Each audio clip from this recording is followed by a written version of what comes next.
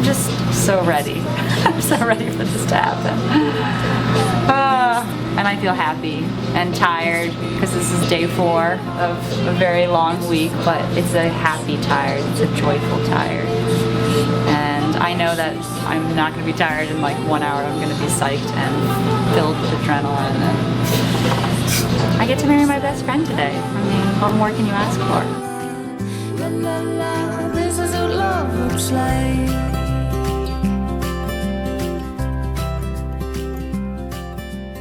I feel like a princess today. I really do, like a queen, you know. What other time in your life do you get every single person in your life that you love, every friend from every part of your life, and all your family members in one place for this one special day?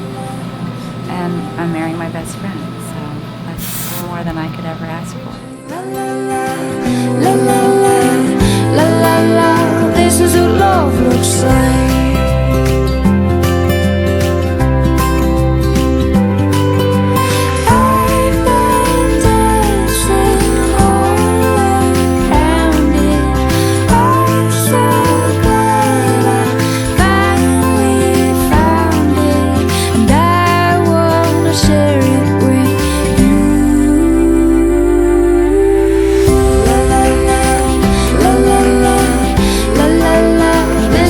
Love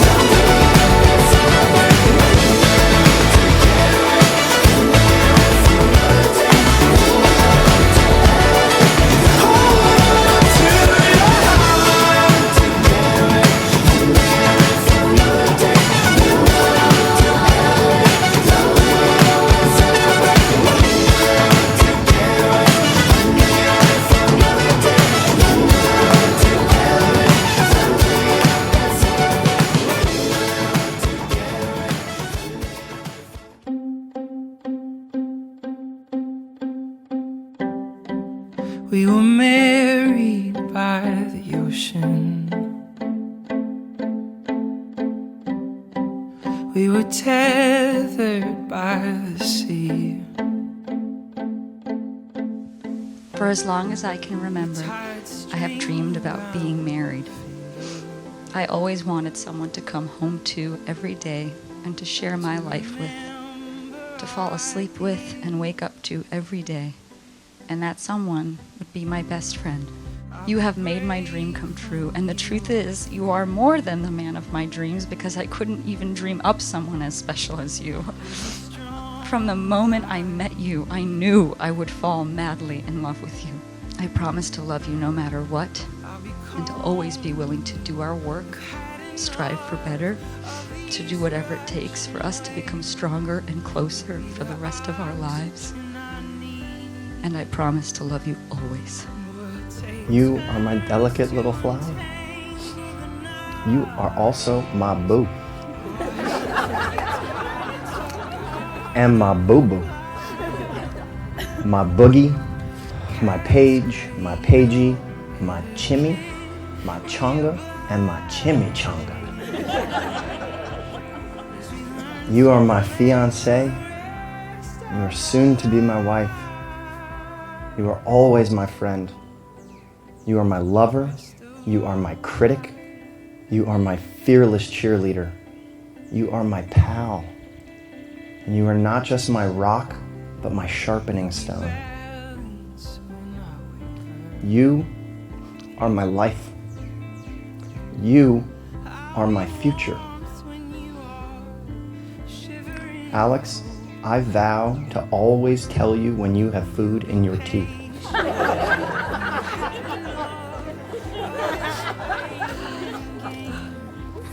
You are a vessel into which I have poured my love, and I vow to continue to pour my love into you. I vow to do it together with you. I vow to grow with you, to learn with you, to always remain teachable. Forever a student in our time together and of life's experiences. Alix, I vow to continue to be nice to you for the rest of our lives, especially in the press of life.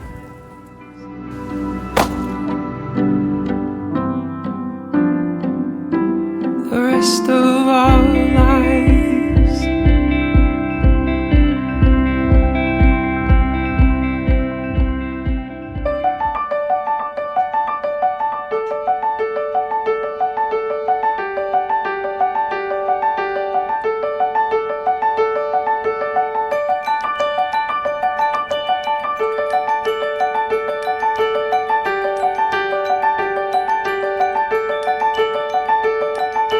Tell me a secret and unlock my heart.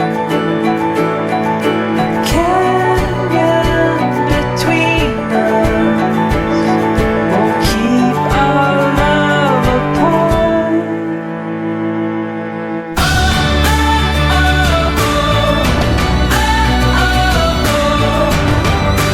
It's my life.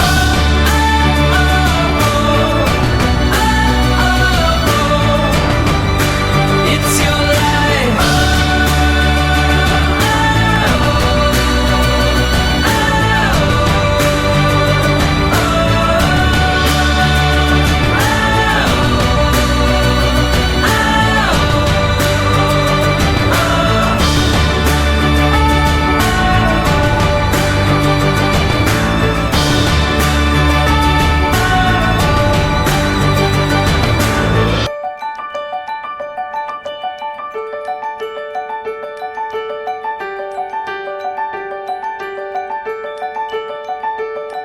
A story unwritten. This chapter ends. I'm turning the page. A new one can begin.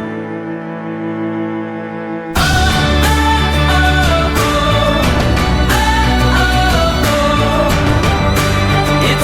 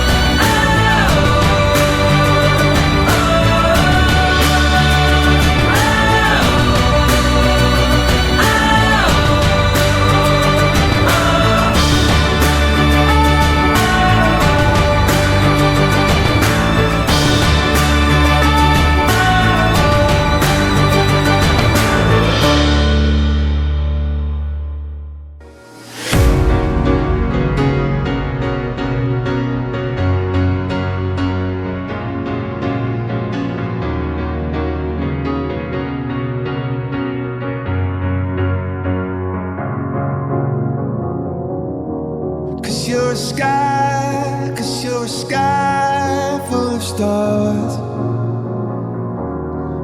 I'm gonna give you my heart. 'Cause you're a sky, 'cause you're a sky full of stars. 'Cause you light up the park. I don't care, go on and tear me apart. I don't care if you do.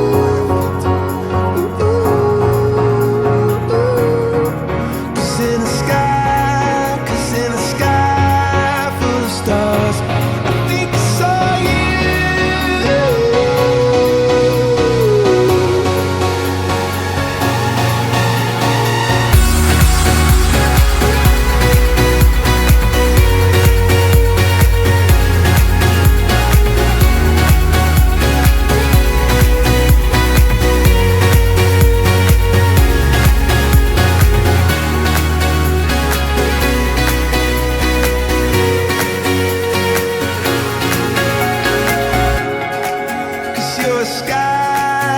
You're a sky full of stars. I wanna die in your arms.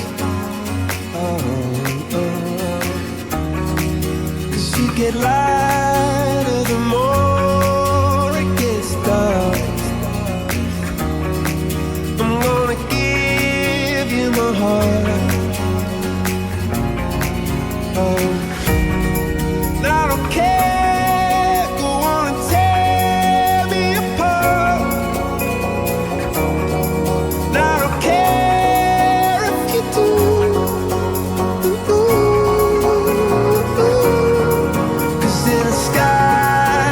In a sky full of stars, I think I see you.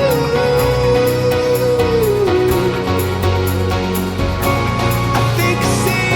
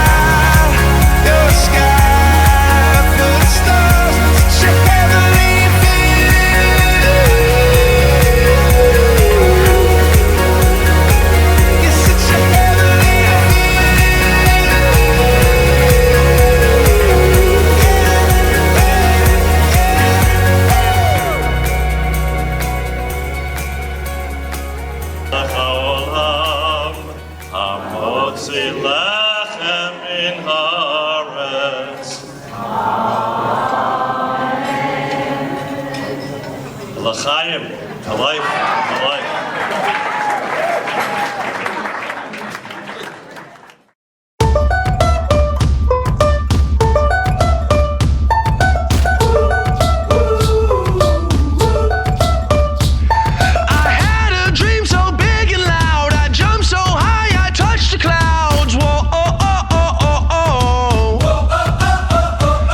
I stretch my hands out to the sky. We dance with monsters through the night. Whoa.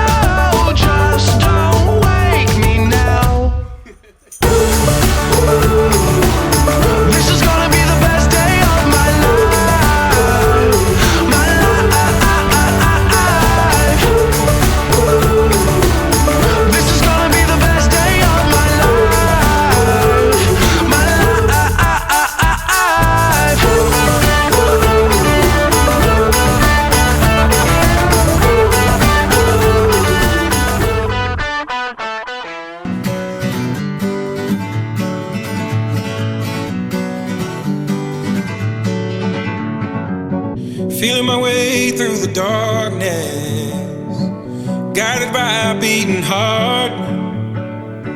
I can't tell where the journey will end, but I know where to start. They tell me I'm too young to understand. They say I'm caught up in a dream. Well, life will pass me by if I don't open up my eyes. So that's fine by me. So wake me up when it's all over, when I'm wiser and I'm older. All this time I was finding myself and I didn't know I was lost. So wake me up when it's all over, when I'm wiser and I'm older. All this time I was finding myself and I didn't know I was lost.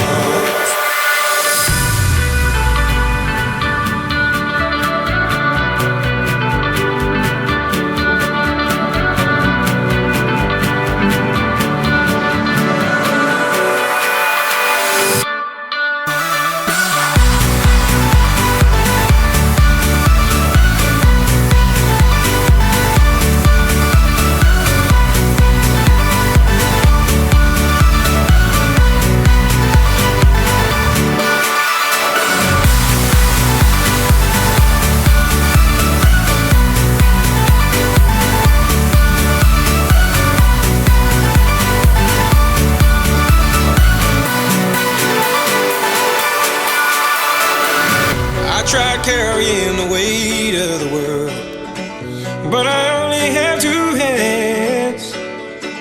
Hope I get the chance to travel the world, but I don't have any plans. Wish that I could stay forever this young, not afraid to close my eyes. Life's a game made for everyone, and love is the prize. So wake me up when it's all over, when I'm wiser and I'm older. All this time I was finding myself and I didn't know I was lost. So wake me up when it's all over, when I'm wiser and I'm older. All this time I was finding myself and I didn't know I was lost. I didn't know I was lost. I didn't know I was lost. I didn't know I was lost. I didn't know.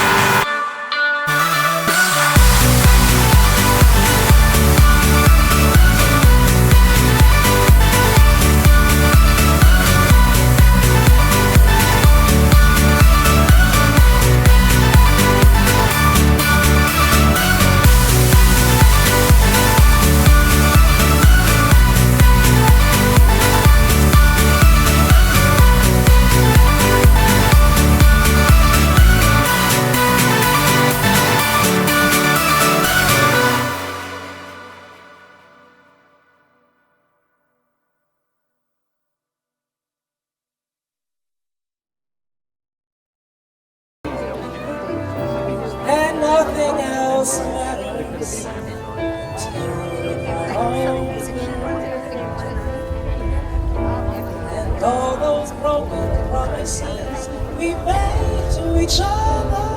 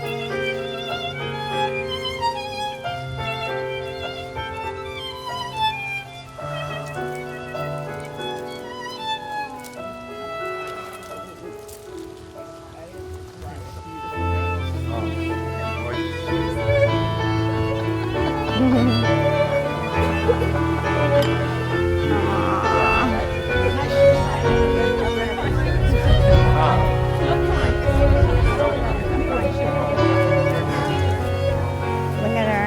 Aww. Now you kiss her. You're gonna go meet her, okay? What's that? You're gonna go out and meet her and walk up together and then we'll do the circling.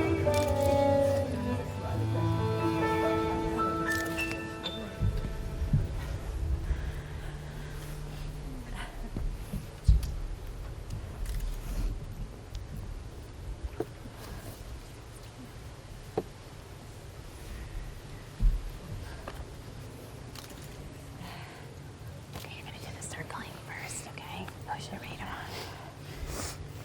Hold the bottom of your veil. You're gonna walk out front and you're gonna circle, okay? So, Dodd, you go into the center. You ready? Do they know to play a song? Are they gonna do a welcome greeting first? Oh, I messed up. Okay, just start doing the circling and then I'm gonna do it after. Okay. Cue the band. The musicians. Cue them. Play the music.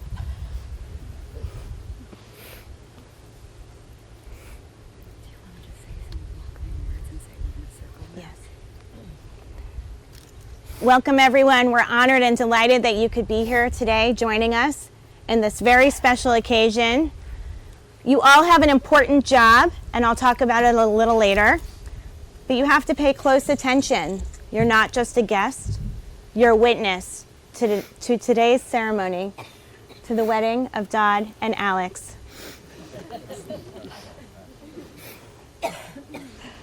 And we've already confirmed that she is indeed the correct bride. Okay, yeah.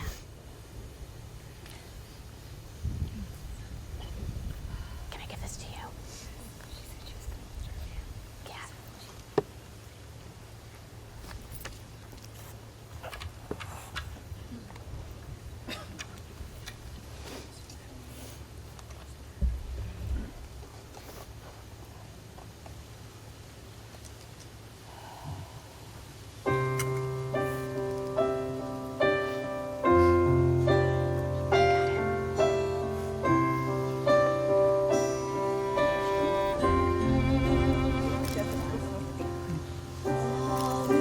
Slowly, eyes that know me, and I can't go back. Words fall through me, always fool me, and I can't react. You have suffered enough and warred with yourself. It's time that you won.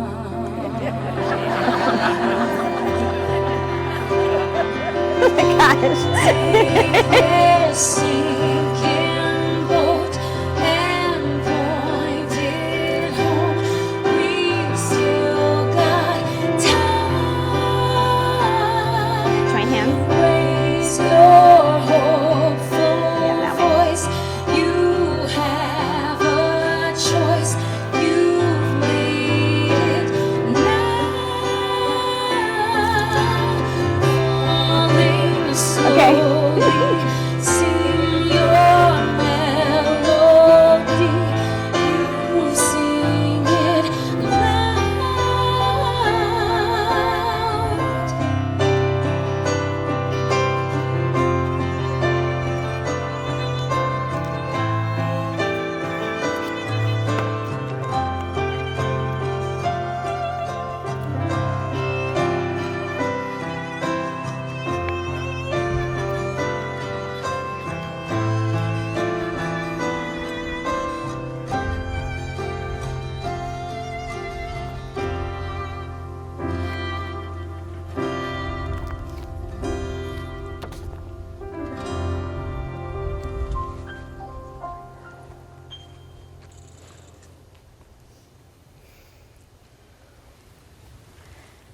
We are here today to watch Alix and Dodd join as one, as well as the merger of two diverse families filled with love and joy for the couple. While today's wedding is Jewish and I am a rabbi, please know that we have approached this ritual with love and care to make sure that all of you, friends and family who are serving as witnesses to the ceremony, will feel a part of today and can participate. There is a traditional Jewish custom where the bride circles the groom 7 times, and there are many explanations for this. The number 7 itself is a powerful number in Jewish tradition. For example, we know of the 7 days of creation, but the expression, when a man takes a wife, appears in the Bible 7 times. However, there's a mystical teaching about the 10 spheres of one's being, and that one person circles the other in order to start to enter 7 of these innermost spheres. The circling also shows a shift in commitment from one's family to one's spouse. By placing the other person at the center, they are offering protection around their new bride or groom while bringing together their families. In Hosea chapter 2, God reassures the people by saying, "I will betroth you unto me 3 times." Here we witnessed Alix and Dodd circle each other 3 times, symbolizing how they have committed themselves to protect and honor the other, and to say, "I will betroth you to me," as they start to enter each other's innermost selves and unite as one. Alix and Dodd, take a look around. Take a deep breath. Enjoy this moment. It will be so sweet and delicious, but it will be fleeting. As you join hands and imagine your future together, we will move through our ritual, starting to become one. Okay, face each other. Bruchim habayim b'shem Adonai. Blessed are you who have come here in the name of God. Ivdu et Adonai b'simcha, boi lefanav birnana. Serve Adonai with joy. Come into God's presence in song.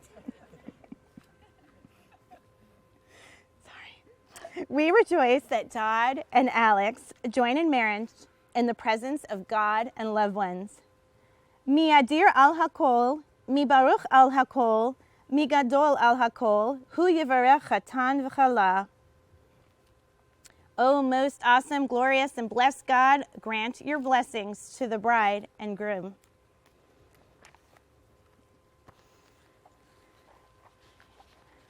You might recall from Dodd's proposal to Alix, whether you were there or one of the many YouTube watchers, their use of umbrellas. They are an important symbol to their relationship. They're a symbol of shelter, protection, and love. Umbrellas were used the first time the couple and the two families worked together towards making the effort to join into each other's lives. A chuppah looks a little bit like an umbrella. It provides shelter, but it is open on all sides. It is another symbol of how the families will join. The wood that supports it is from each side of the family. Dodd's paternal grandfather, Farney Loomis, his ice pick is here. Where is it? Oh,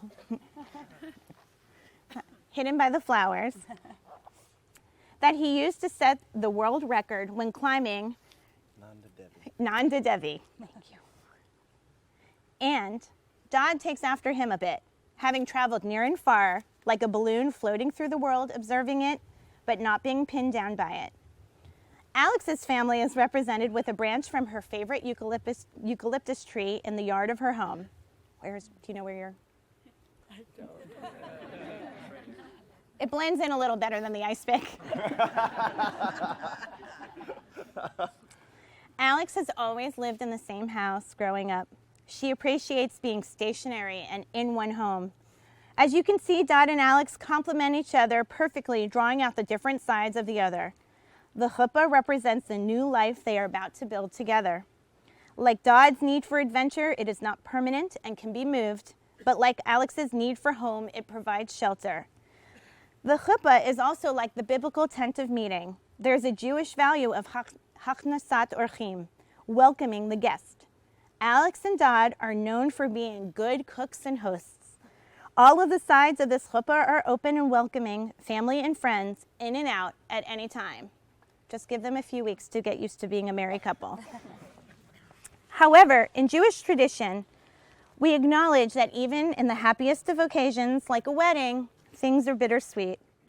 Standing here under the chuppah, we think of those who have passed to eternal life and cannot celebrate with us today. They are Alix and Dodd's friend, Phil Willingham. On Alix's side of the family, cousin Max Robbins, who died this past February, and Alix's great uncle, A.B. Lefkowitz, last of the Holocaust survivors in her family, Uncle Alan Rosenkrantz, and cousin Rick Robbins. On Dodd's side of the family, Aunt Sue and Uncle Billy Menge, and Sis Morrow, Dodd's uncle's mother, and their grandparents, who I know would be so happy blessing you today.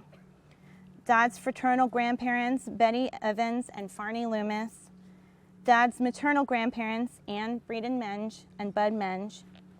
Alix's fraternal grandparents, Eleanor and Leon Snyderman and Ray Hyman. And Alix's maternal grandparents, Helen and Ed Lefkowitz. And Thelma Mae Traplin. Wait, not yet. Surrounded by loved ones whose joy and prayer are with you here, you stand at this chuppah, symbol of your future home. May your home be a shelter against the storm, a haven of peace, a stronghold of faith and love. Let us all join hands, this is where you participate, in a prayer of gratitude. Baruch atah Adonai Eloheinu melech haolam shehechiyanu v'kiyamanu v'higiyanu lazman hazeh. We praise you, God, ruler of the universe, who has kept us in life, who has sustained us and brought us to this joyous time.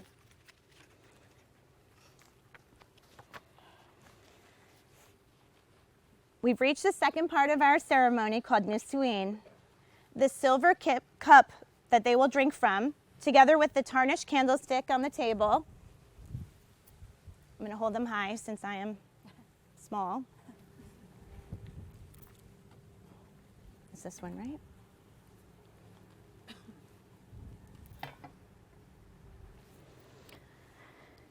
These items were buried as the Nazis approached the home of Alix's great-grandmother in Alexandria, Poland.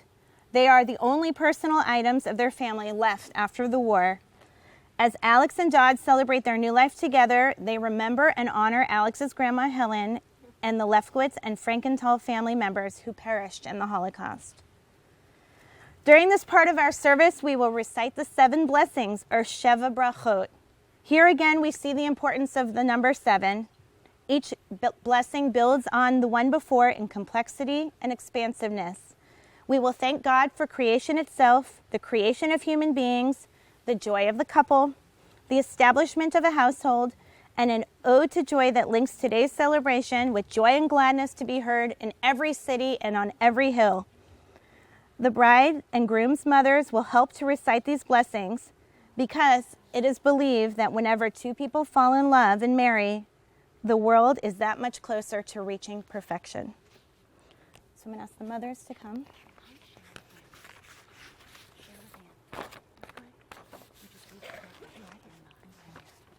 Okay, I'm going to read in Hebrew first, and then you'll go in English. Okay, ready? Hold on. Dad, you need to hold this. Okay. Baruch atah Adonai Eloheinu melech haolam borei pri hagafen. Okay. Mom, just read from here. May you be blessed with love. May understanding bring a deep and abiding peace into your lives, fostering a love that is not only passionate but serene. May this love between you be strong and enduring. Baruch atah Adonai Eloheinu melech haolam shehakol bara l'kvodo. May you be blessed with wisdom. May you continually learn from one another and from the world. Together, may you grow, deepening your knowledge and understanding of each other and of your journey through life. Baruch atah Adonai Eloheinu melech haolam yotzer ha'adam. May you be blessed with community. May you always be blessed with the awareness that you are an essential part of a circle of family and friends. May there always be within this group a sense of mutual love, trust, support, and respect. Baruch atah Adonai Eloheinu melech haolam asher yatzar et ha'adam b'tzalmo b'tzelem damu tavnito v'hitkin lo mimenu binyan adei ad. Baruch atah Adonai yotzer ha'adam. May you be blessed with art and beauty. May your creative aspirations and experiences find expression and bring you joy and fulfillment. Sos tosis v'tagel Zion b'kibbutz baneha letocha b'simcha. Baruch atah Adonai mesamech Zion b'vaneha. May you be blessed with good health. May life bestow upon you wholeness of mind, body, and spirit. May you live long that you may share many happy years together. Samech tisamach ra'im ha'ahuvim kesamechecha yitzircha began eden mikedem. Baruch atah Adonai mesamech chatan v'chala. May you be blessed with experience of nature. May nature in her magnificence continue to inspire you and bring you a feeling of transcendence. May the elements of earth, air, fire, and water sustain you and heal you. Baruch atah Adonai Eloheinu melech haolam asher bara sason v'simcha chatan v'chala gila rina ditza v'chedma ahava v'achva shalom v'reut. Baruch atah Adonai mesameach chatan im hakala. May you be blessed with healthy, happy, productive children who are as amazing as you are and who give you the joy and happiness that you give us. May you be blessed with laughter and joy, and may you continue to explore life's wonderful adventure.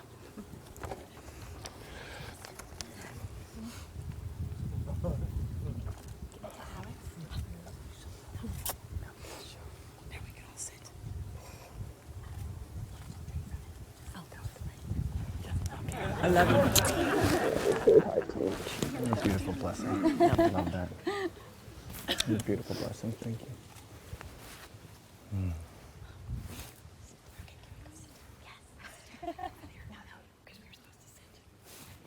Yeah, they need to sit. We both have to. Oh, right. Okay, you can sit. Can't stand for very long. So. No, that's fine. Okay. Let's give him a second. Yeah, sure. As you've shared the wine from a single cup, so may you, under God's guidance, share contentment, peace, and fulfillment from the cup of life. May you find life's joys heightened, its bitterness sweetened, and each of its moments hallowed by true companionship and love.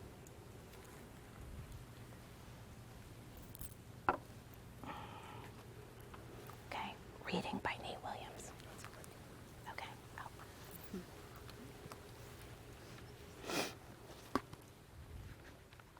Okay. So, here are you two guys.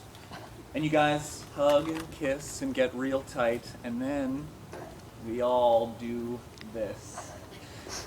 And this is your house. But what is this? Is this a home? Is this a family? No, of course not. This is just the raw material. It's the people, the walls, the furniture, okay? So that is the basics. But that's not a home. That's not a family. What binds it all together is this. This. Yes. Here we go. This is your love, guys. Here it comes. The patience, your consideration, your better selves. And man, you guys just have no idea how great you can be. But You have to use all of it. All of it. It's not like simple masonry where you just put a thin layer of mortar on a row of bricks. For this, you have to use a ton of it. For every brick, there is a half ton of mortar.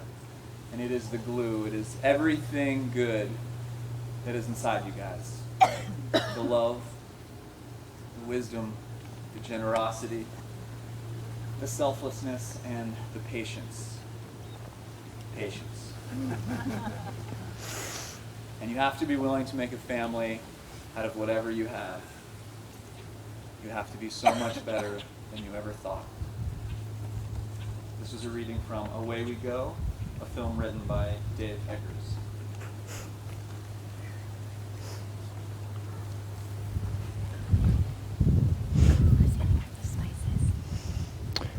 Two of the groomsmen are. Do they know? Yeah. And Clark on the end.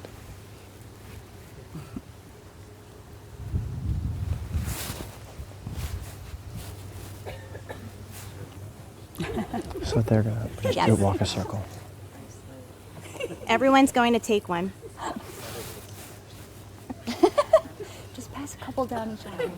They're like flower girls. They get scared.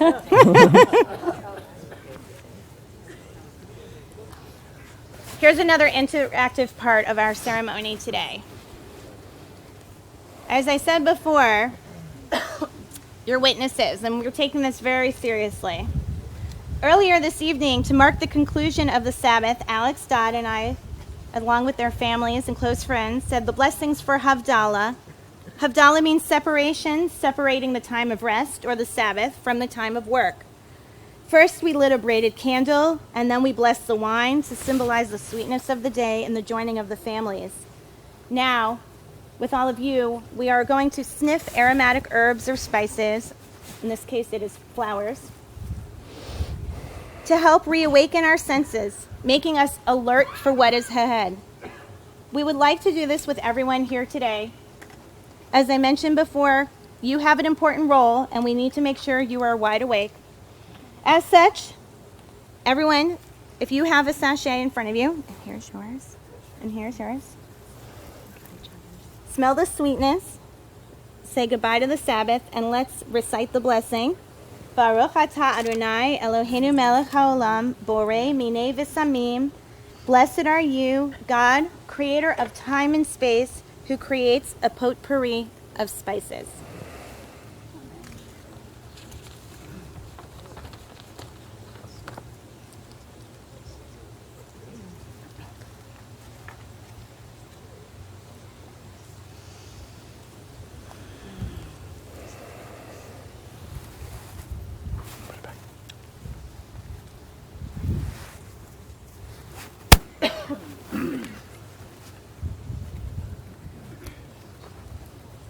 This is their ketubah, or wedding contract. You have a microphone on your left, Melissa. Sorry, I'm so used to being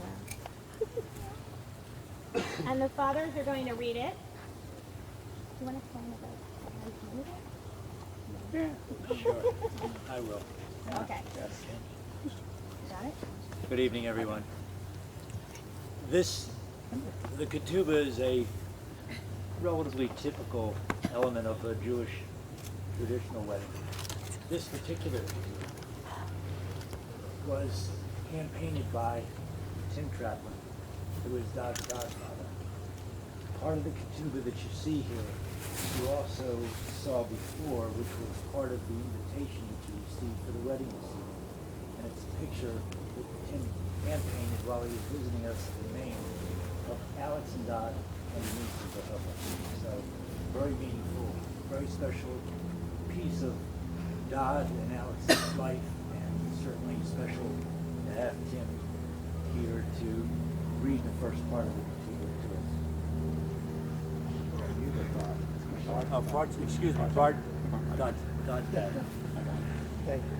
On this joyous day, the 7th day of the week, the 2nd day of the month of Sivan, in the year 5774, corresponding to the 31st day of May, in the year 2014, the bride, Alix Page Hyman, and groom, Ilya Dodd, Loomis, hereby declare their love and commitment as they enter into this sacred covenant of marriage. We pledge to each other to be loving friends, equal partners, supportive companions as we walk life's path together. We promise to talk and listen, to trust and appreciate one another, to respect and cherish each other's uniqueness, to enjoy the freedom to be ourselves, and to build a life we imagine together. As we share life's everyday experiences, we vow to create an intimacy that will enable us to express our innermost thoughts and feelings, and to be sensitive at all times to each other's needs, and to grow together through life's joys and hardships.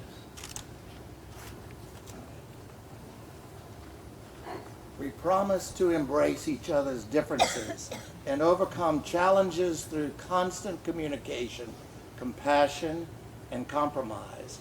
May the home we build be filled with faith, laughter, imagination, tradition, trust, friendship, family, patience, and love. In an effort to never take each other for granted, may we live each day as first, the last, and the only day we will have together. This ketubah, stating our promises to each other in the presence of God and loving family and friends, is valid and binding.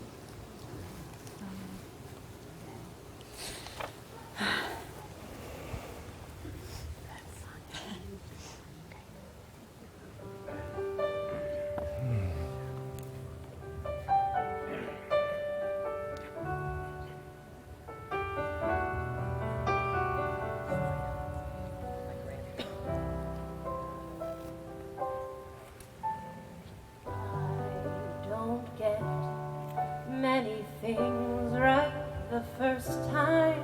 In fact, I am told that a lot. Now I know all the wrong turns, the stumbles and falls got me here.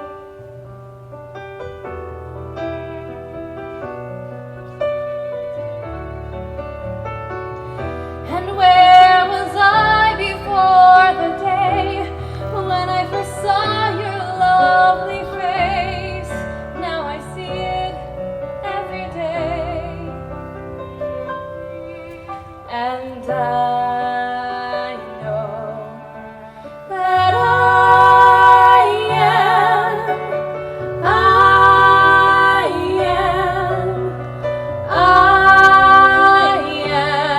am the luckiest. I love you more than I have ever found a way to say to you.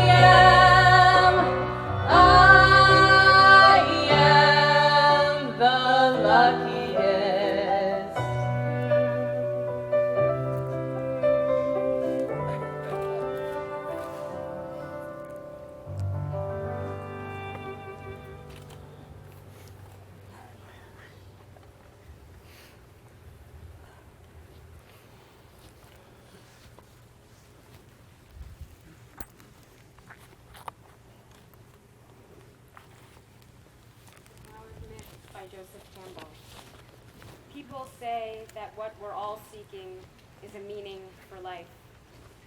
I don't think that's what we're really seeking.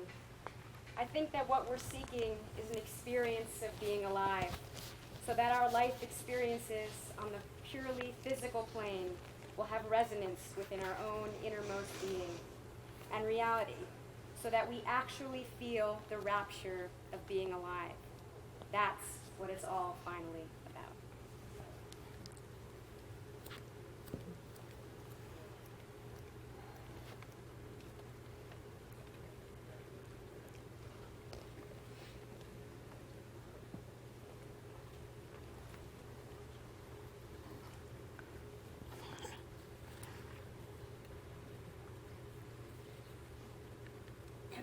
To love is not to possess, to own or imprison, nor to lose oneself in another.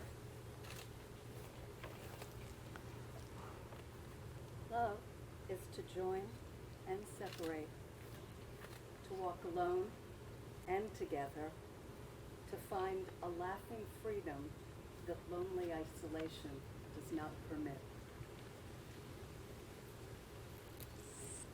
It is finally to be able to be who we really are, no longer clinging in childish dependency, nor docilely living separate lives in silence.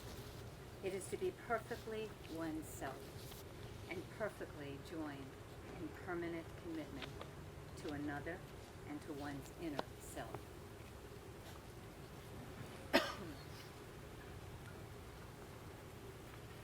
Love only endures when it moves like waves, receding and returning gently or passionately, or moving lovingly like the tide in the moon's own predictable harmony.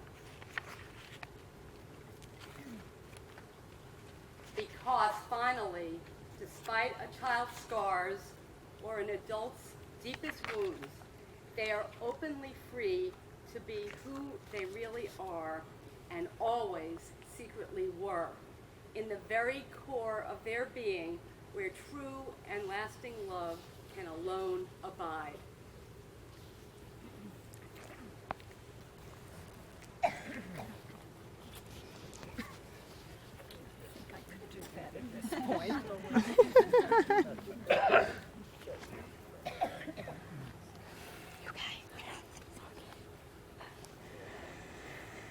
Alix and Dodd, your wedding day happens to fall at a unique time in the Jewish calendar. We are amidst a 2-week period filled with exciting events and an interesting Torah portion. The first is that yesterday marked Rosh Chodesh Sivan. Rosh Chodesh means head of the month, and in this case, it is the month of Sivan. The time is marked in the Jewish calendar with additional blessings and praise for God. The constellation for the month of Sivan is Gemini, or twins, 2 distinct human beings sharing one womb.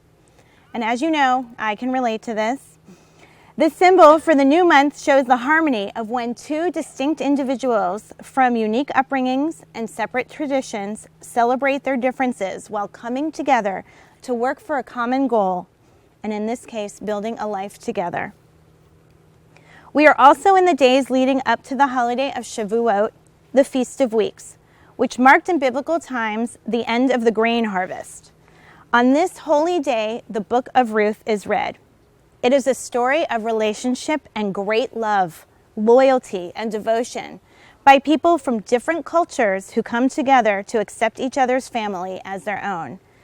It is also one of the few ancient stories featuring not one, but 2 heroines, demonstrating the importance of a strong, passionate woman. And I hope you see the parallel here with our Alix. Do you want it? It's like 8 feet tall. I get it, I'm short. And lastly, this morning for Shabbat, we read the Torah portion of Naso. According to Leviticus chapter 9, verse 22, at the conclusion of the ceremony consecrating the priests in the tabernacle, Aaron raises his hands and blesses the community of Israel. You may have seen it made famous by Leonard Nimoy on Star Trek. Although the text does not explicitly say what Aaron recites, the rabbinic commentators suggest that he recites Numbers chapter 6, verses 24 to 27, the priestly blessing. This is found in the Torah portion, Naso, the longest Torah portion in the Bible, read this Shabbat morning. It affirms our relationship with God, that God blesses and protects, deals kindly and graciously, and bestows favor and grants peace. This blessing isn't recited all the time. We hear it only at holy days, at a bris when a baby boy is welcomed into the community, and we will hear it tonight as the final blessing at your wedding. This important blessing bestowed on wedding couples under the chuppah sets the tone for how your journey together should begin. God serves as a role model for us, asking us to be kind and gracious to one another and to bless and protect each other.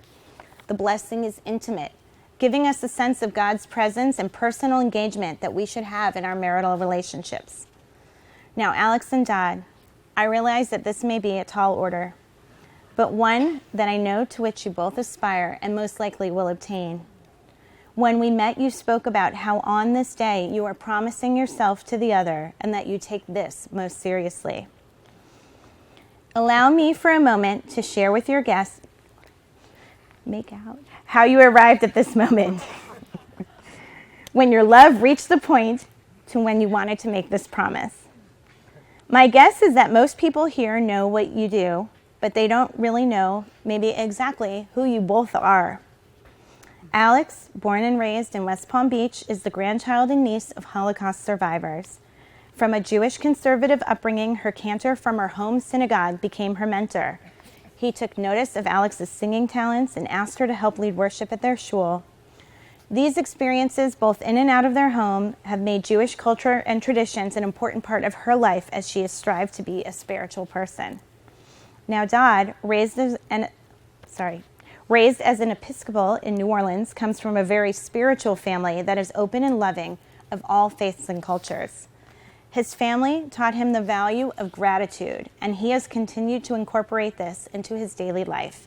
He has encouraged Alix to explore her own spirituality through prayer and to seek meaning and connection to God. Alix and Dodd met at the Triad Theater. They were the only ones in the audience who seemed to get that they were watching a burlesque show. Being used to the stage themselves in different ways, they both participated by hooting and hollering, but again, they were the only ones. Intrigued, Dodd went to find Alix after the show and invited her next door to the bar. She recalls him wearing a little red bicycle pin and asked him about it. Dodd responded, "What, my moach? My man brooch?" He instantly got her to smile, and very quickly she learned of his quick sense of humor. Separated from their group of friends, they talked at the bar for a couple of hours, even after everyone they knew left them behind. Looking at Dodd, Alix thought he was sensitive, mature, talented, and hysterically funny, a refreshing change from the people that she had been meeting before. Alix displayed her own sense of style that night, wearing a beret and thigh-high suede flat boots. And no, this was not the 1980s, but a beautiful October day in 2009. Dodd escorted Alix home that night, going more than 100 blocks out of his way to drop her off in a cab. And for those of you who live in Manhattan, know this is a pretty big deal. He kissed her on the doorstep, and as the elevator doors closed in her building, she yelled out and threw her purse against the wall. She was scared and elated, and she knew that she was in for the start of something huge. Well, Dodd, being the free-spirited that he is, combined with his cautious type of not making quick decisions without a very thoughtful, meticulous process, it took him a year later to reach the same conclusion. Even Tim, Dodd's godfather, who did the beautiful artwork on the ketubah, knew within 30 seconds that Dodd was going to be hooked. For their first date, Dodd arrived 45 minutes late. They had tickets to Cedar Lake at the Joyce Theater and were meeting for tapas beforehand. Alix sat and waited and waited. I hope you know what a lucky guy you truly are that she stayed because of that initial feeling she had about you in the elevator. Since Dodd was late and knew he might be in a bit of trouble, he spent the entire cab ride over attempting to cyber stalk Alix to figure out some things that she might like. Luckily, she had written on her Facebook page, "I love Reese's cups." So Dodd dashed over to a nearby store to pick some up as he entered the bar to ask for forgiveness for his tardiness via Reese's. They shared with me that they've had so many fun dates along the way, and I hope you all have had a chance to see Dodd's beautiful surprise proposal on the High Line. The love and care it took to plan that event demonstrated to Alix and their families that this relationship is serious and ready for a future together. However, the road to today was not always smooth. They both traveled and were separated for large amounts of time. They suffered difficult losses of not only jobs, but loved ones. For Dodd, there was a significant shift after he stopped his work on a show and he and Alix traveled to Jazz Fest. Within a 10-day period, their lives completely changed. He had his tarot cards read in New Orleans, warning him to change his life. New opportunities arose, and he did. With each loss and life change came an opportunity for personal reflection and growth, both as individuals and as a couple. Dodd told me he had the chance to reboot his heart and soul during this time. And there have been other times when Dodd and Alix have done the hard work they need to as a couple to work together, to understand each other, take responsibility, forgive themselves and the other in order to renew their commitment to one another.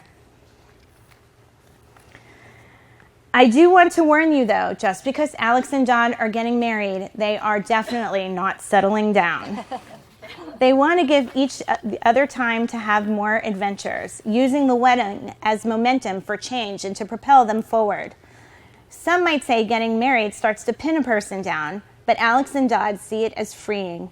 It is easier to go anywhere, she said, when you know you have your partner by your side. In 5 years or so, they will grow their family, continuing to unite their families and celebrate their differences. Alix and Dodd are so excited and have wonderful dreams for their future. And I am sure they will want their children to share their wonderful qualities. Dodd says about Alix that to her, she represents family and feels like coming home. She never wavers her support or love for him that she carries in her enormous caring heart. He noted that they found what is missing in themselves in the other person. Alix says about Dodd that he always makes her laugh like he did the first night they met. She knows she will have a marriage filled with smiles and humor, and that is so important. She noted how Dodd is a caring person with a good soul. Every day he does something that she learns from and makes her strive to be a better person. She knows he will make a great father one day. Dodd is always willing to listen and is the first one in their relationship to open the lines of communication. Alix and Dodd mentioned to me that Dodd, in many ways, represents fire, heat, and energy because he is always moving and very passionate and very boisterous. And Alix represents air and water, that she is a cool, calming presence. They are truly yin and yang. Alix and Dodd, I've had the chance to get to know you both quite well and learn to appreciate so many things that spark you as individuals and as a couple. I have enjoyed this process and hearing of your personal journey to the chuppah today. I wish you a wonderful honeymoon in the Keys and upcoming safe travels. Like we say on Rosh Chodesh, I wish for you a life filled with joy and blessing, and for the month of Sivan, a combining of your two souls into one unit. And like the priestly blessing, which we will recite soon in the longest Torah portion, may your marriage have longevity, and may God always bless and protect you, deal kindly and graciously with you, and bestow favor upon you, and grant you peace always.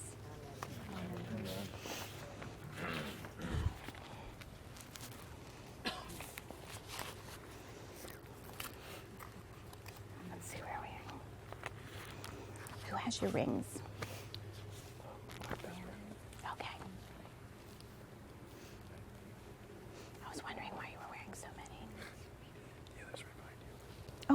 Look at that. Thank you.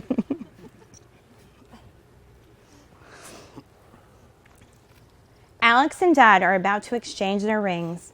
The ring Dodd will place on Alix's finger matches the engagement ring that Dodd gave to her, which looks like a flower.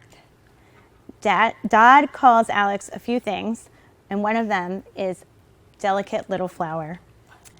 Both rings contain diamonds and sapphires from a family brooch, not moach, given to Dodd by his mom, Anne Menge Loomis. The brooch was given to Anne by Dodd's grandmother, Betty. These precious stones remind us of how precious the families are to everyone. Today we honor the Menge and Loomis families by sealing the wedding vows with these rings. Let me put this down.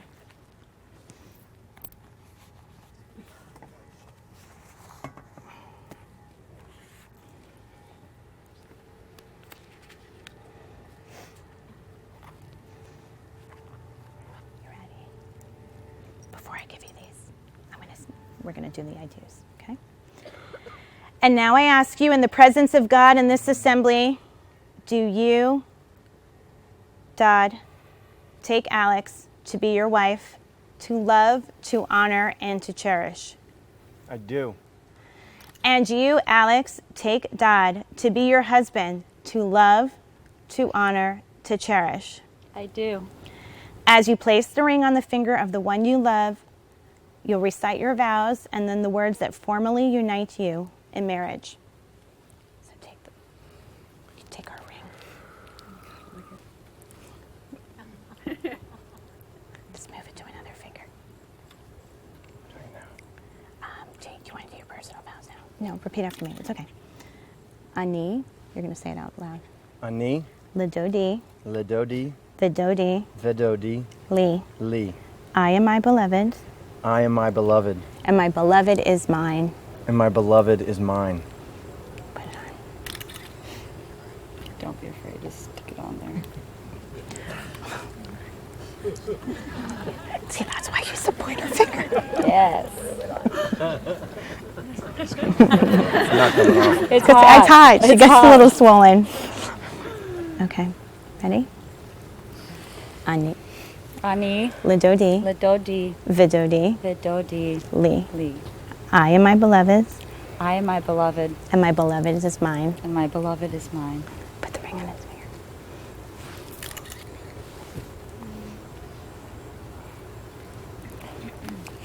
Do you want to recite your personal vows?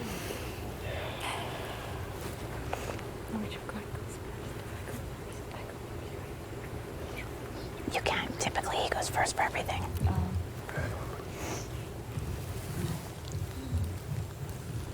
Hold it wherever you want.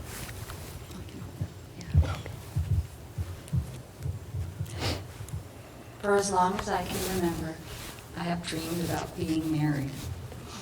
I always wanted someone to come home to every day and to share my life with, to fall asleep with and wake up to every day. And that someone would be my best friend. Now that dream is standing in front of me. I am so incredibly blessed that that someone is you. You, Dodd, who I will come home to, who I will fall asleep with, who I will wake up to, who I'll live my life with. I could not ask for anything more in this life and of this universe. You have made my dream come true, and the truth is, you are more than the man of my dreams, because I couldn't even dream up someone as special as you. From the moment I met you, I knew I would fall madly in love with you. In our very first exchange, you made me laugh, and you made me curious. And it was then, in our first conversation, when it dawned on me that you were probably the best listener I had ever encountered. I also vividly remember thinking to myself, I could spend a lifetime with this person and never be bored. I would learn something new about him or about life every day. And you have proven me right again and again for the last 5 years.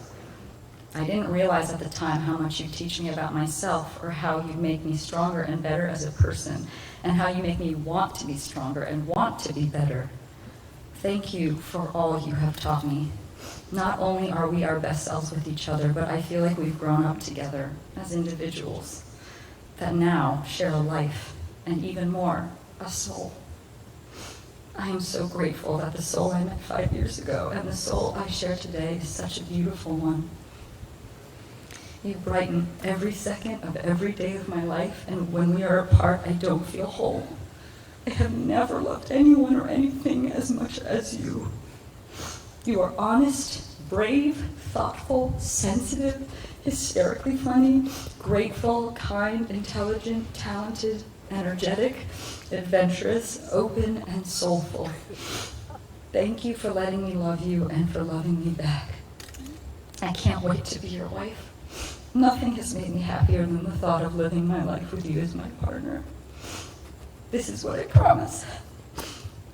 I promise to love you purely, remaining honest and devoted, even in the most challenging of times. I promise to love you tenderly, to always try to protect you from pain and to comfort you in times of grief. I promise to love you fiercely and embrace the fire that burns inside you and to never try to extinguish it. I promise to love you relentlessly in the times you need great support and strength in communication. I promise to love you consciously and always speak loving words and try my best to live in the moment, in every moment, with you. I promise to love you freely with an open mind and heart, even when we don't always agree. I promise to love you intuitively and to call upon our spiritual connection and past experience to know when you need a warm embrace, a hot meal, or a good conversation. And I promise to love you joyfully and to continue to make you laugh as you continue to make me laugh. I promise to love you graciously, to be thankful for you and what we share and never take any of it for granted. I promise to love you no matter what, and to always be willing to do our work, strive for better, to do whatever it takes for us to become stronger and closer for the rest of our lives. And I promise to love you always, now and forever.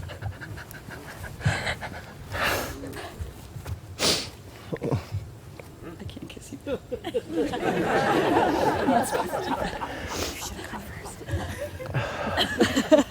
I should have gone first.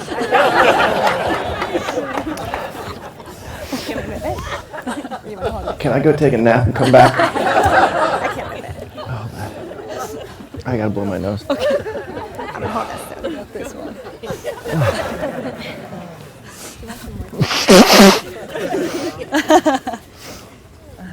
Landon's got you. All right. You want some wine?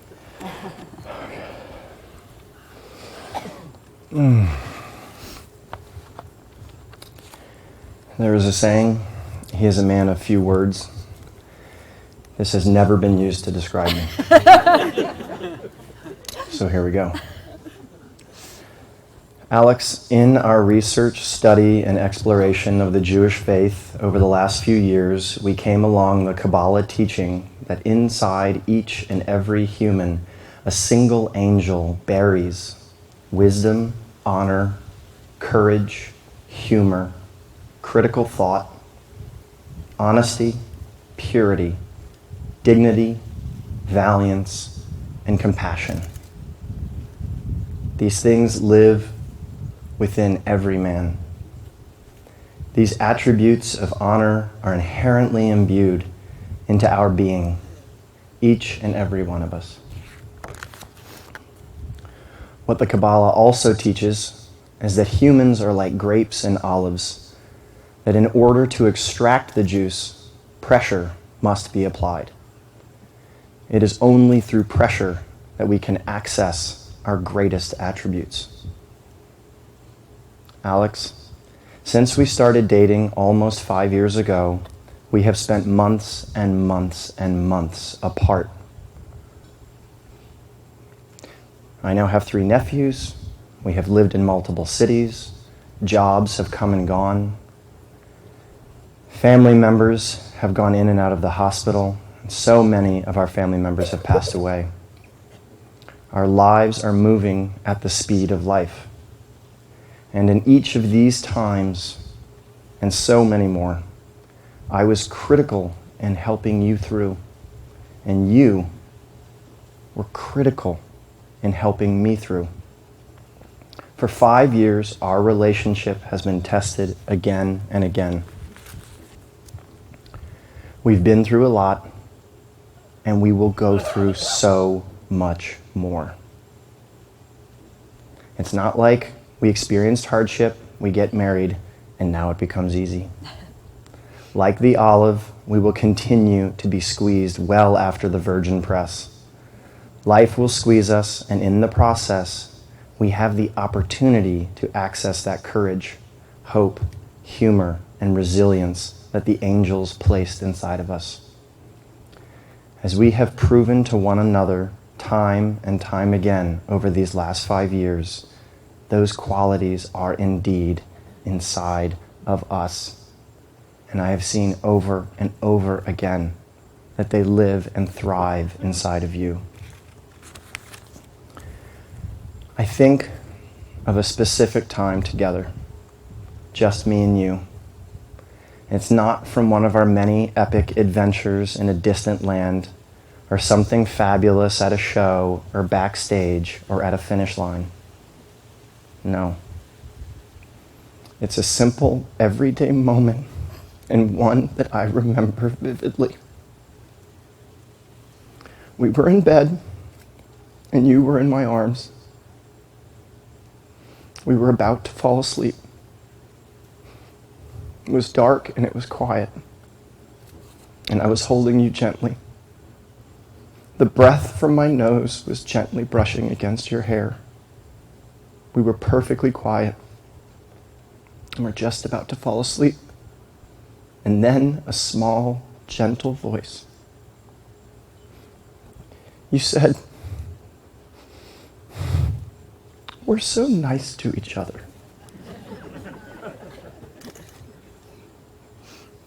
There was a quiet pause, and then I whispered, "Yeah. Yeah, we are." I kissed your hair, and then we fell asleep. That moment says it all. It is simple, and it is plain. And in our relationship, it is common. It is an accurate reflection of what we have and who we are, of what we have built. Respect, love, kindness, connection, honesty, appreciation. Alix, you are my delicate little flower. You are also my boo. And my boo-boo. My boogie.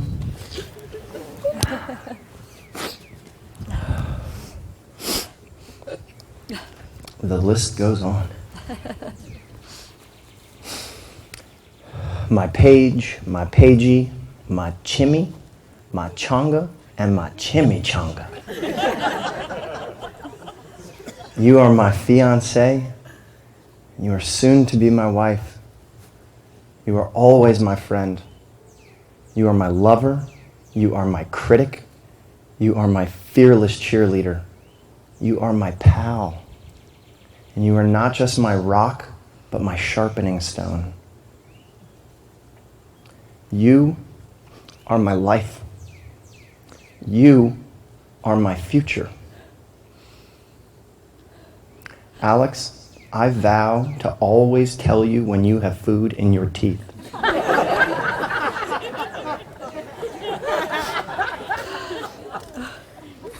You are a vessel into which I have poured my love, and I vow to continue to pour my love into you, and I allow and invite you to put your life inside of me.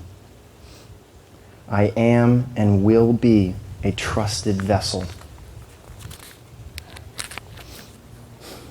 here today, under this chuppah, constructed of not only beautiful things, but of mementos and memories of our two families, surrounded literally on all sides by people who love us and by our closest family, I vow to you to live and laugh in the press of life with you from here on out forever.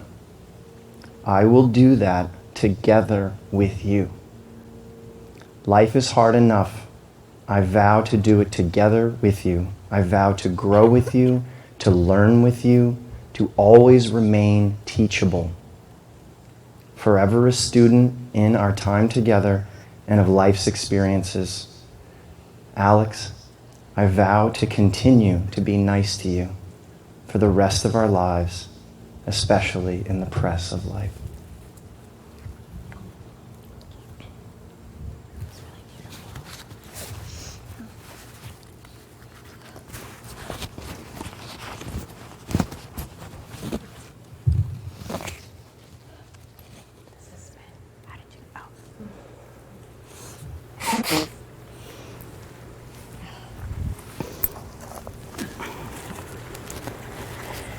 In the presence of these witnesses and in keeping with our tradition, you have spoken the words and performed the rites that unite your lives.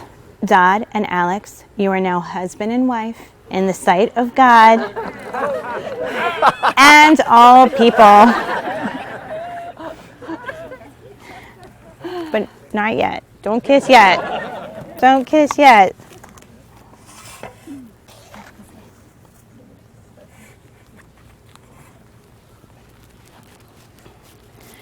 The talit is a prayer shawl like the one I am wearing, and this one, which I will wrap Alix and Dodd in a moment, was worn by Alix's grandfather, Eddie, during the High Holy Days each year. Grandpa Eddie would put his arms around his children and his grandchildren and his great-grandchildren and share a blessing. We wrap Alix and Dodd in Grandpa Eddie's talit as a loving reminder of him and to embrace and bless Alix and Dodd on their wedding day.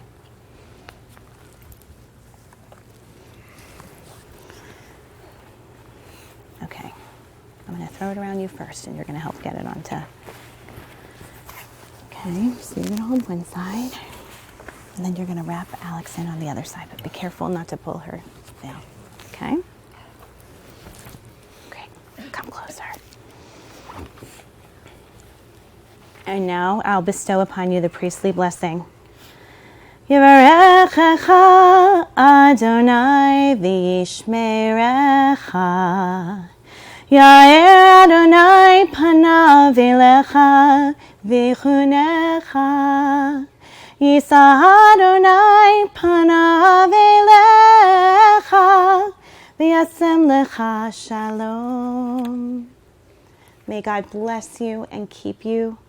May God's presence shine upon you and be gracious to you. And may God's presence be with you always and give you peace. Amen.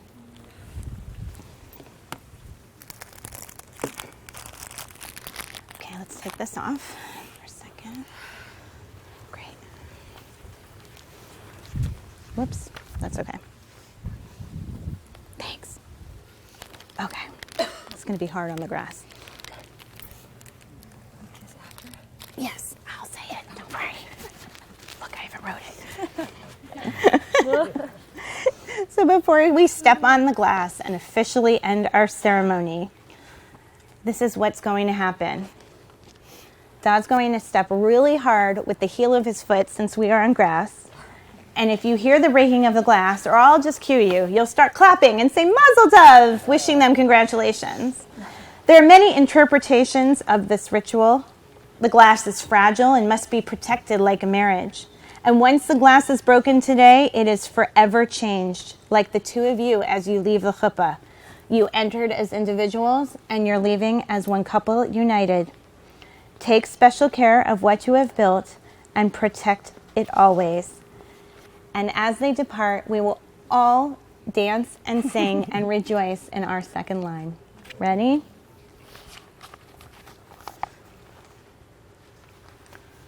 You may now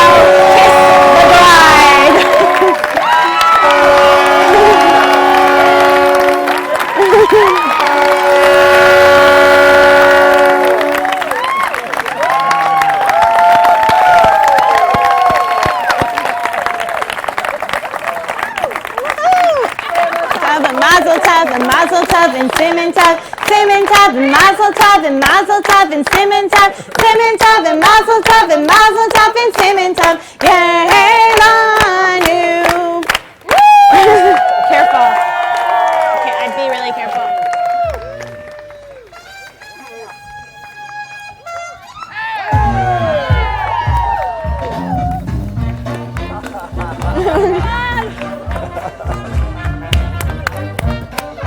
Yeah, you got it?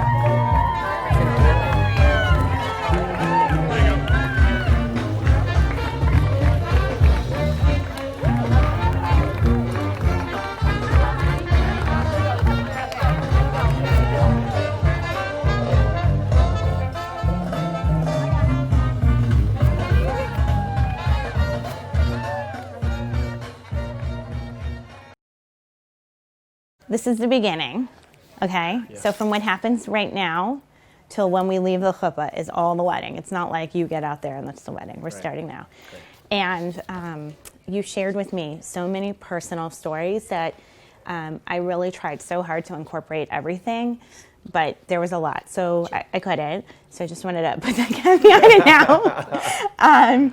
But there were some things that you shared, and I think you kind of mentioned them in passing, but I really took note. So, and there's a lot that would happen around a traditional Bedekin that, like study and prayer, and you would study with the men, and you'd study with the women, and then you'd be brought in, like on your second line dancing, and we're not doing all that now.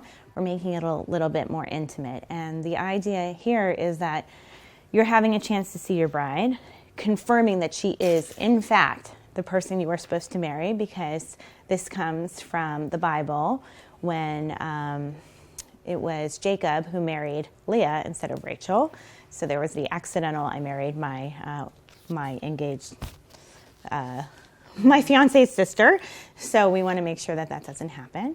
But I wanted you to read something to each other, okay? Now, a lot of the ceremony, as you know, is so much about your acquisition of Alix in a Jewish traditional setting, and we have tried to make it very egalitarian so it wouldn't happen. So I want you're going to read this to Alix, and then you're going to read the final quote, okay, in the different thing. Great. Do you want to stand? Sure. Oh, look who it is.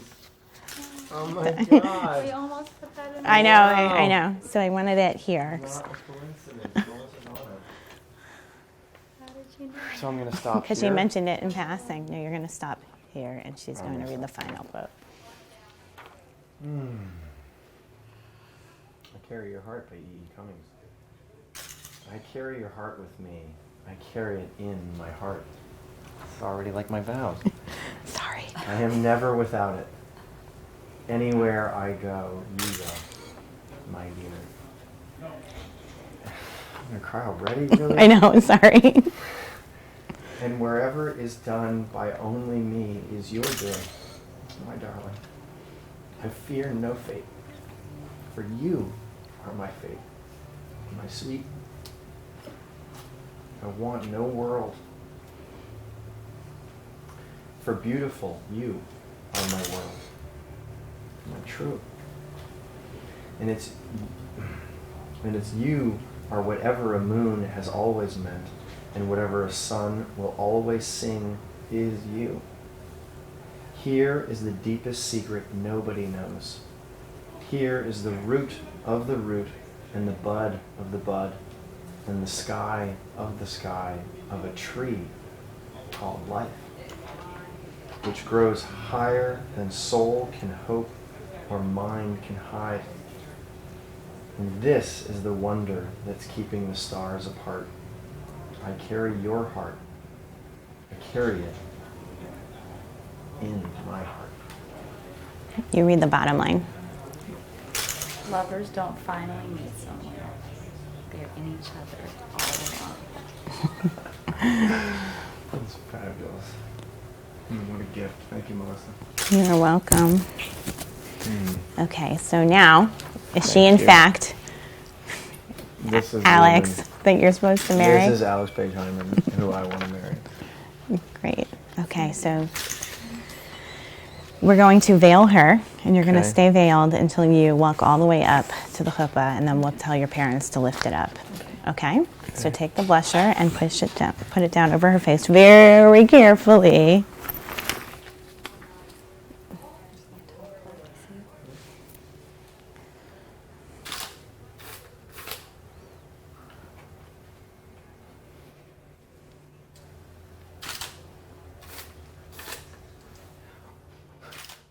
All of you have worked so hard to get up to this point, and I just want you to take a deep breath because we are here, right?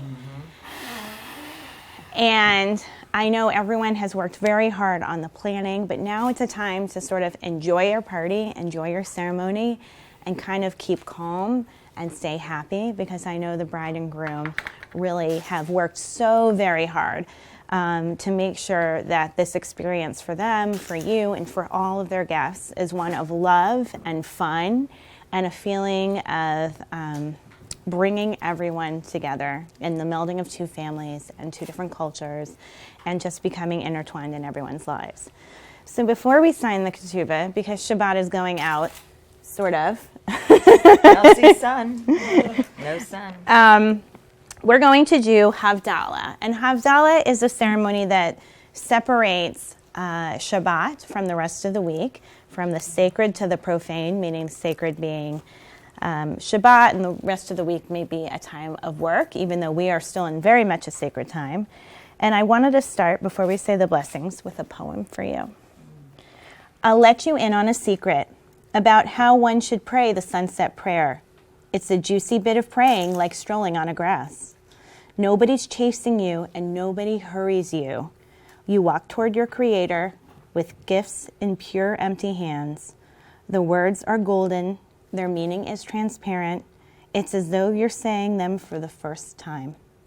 If you don't catch on that you should feel a little elevated, you're not praying the sunset prayer. The tuner is sheer simplicity. You're just lending a helping hand to the sinking day. It's a heavy responsibility. You take a created day and you slip it into the archive of life, where all our lived out days are lying together. The day is departing with a quiet kiss. It lies open at your feet while you stand saying the blessings. You can't create anything yourself, but you can lead the day to its end and see clearly the smile of its going down. See how whole it all is, not diminished for a second, how you age with the days that keep dawning, and how you bring your lived out day as a gift to eternity.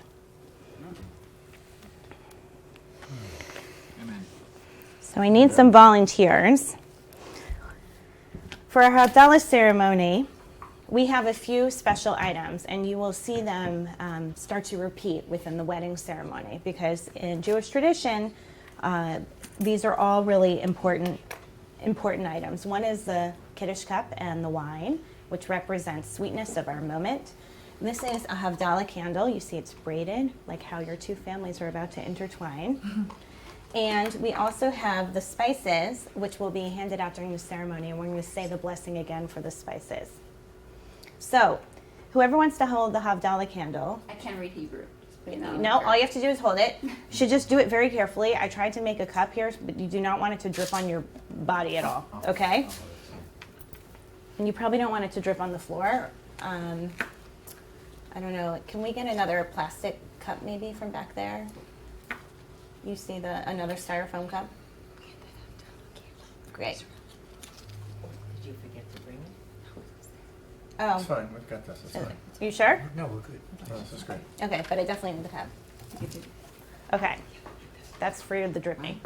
Okay? Sounds good to me. I can just hold it underneath, right? Yeah. Okay, wait. Hold this side.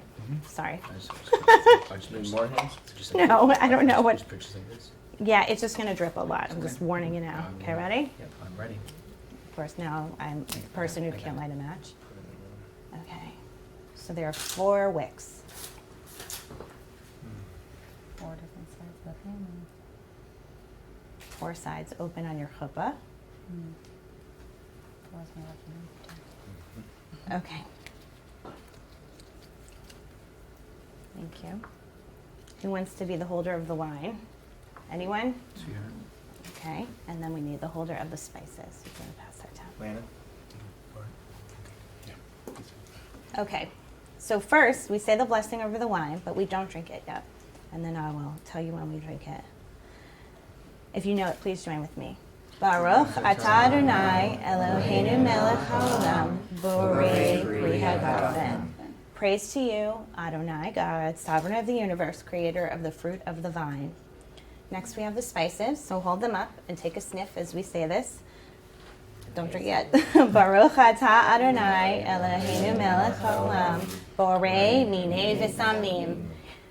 Praised are you, Adonai God, sovereign of the universe, creator of varied spices. And we have our light. And there's a tradition that you hold up your hands to the light, one side and then the other side, like this. So you can see the light reflecting and how your hands that are typically tired from work reflect the light on different sides, and you hold it close to you in different ways. And we say, Baruch atah Adonai Eloheinu melech haolam borei meorei ha'esh. Praised are you, Adonai, God, sovereign of the universe, who creates light of the fire. And then we have the blessing for Havdalah. Baruch atah Adonai Eloheinu melech haolam hamavdil ben kodesh lechol. So, Let's go back around. This is Magnolia that we chose because it reminds me of our childhood. What's name? So we're going to give you a sip and then Alex a sip, and I picked white. Great. Every bride should always drink white wine. Is out there? Yeah. Yeah, this is, I didn't want to rearrange Magnolia everything. trees, right, Mike? Yeah. That's why we have that one. We passed around the Kiddush cup. And 2 magnolia trees flanking the service outside. Just in case. Okay, is it still going around? We need it back. Don't drink it all up. Sorry. Nope, that's okay. Stressful day. We definitely need the Kiddush cup back You need this cup? Yeah. with the wine in it, with enough wine in it. Okay. May the one who distinguishes between the holy and the ordinary pardon our sins, multiply our offspring and our possessions as grains of sand and as stars at night. Okay, you ready for the big finish? Oh, let's do it. We're going to extinguish the candle in the cup. In the cup of wine? Yes. Of course. That's how you put it out. I don't know where I've How many been. times have you I seen don't this know. stuff? Okay. What? That's why I didn't want to use your Kiddush cup, and I brought mine. Thank you. Okay, let me put this back. So now we've said goodbye to Shabbat.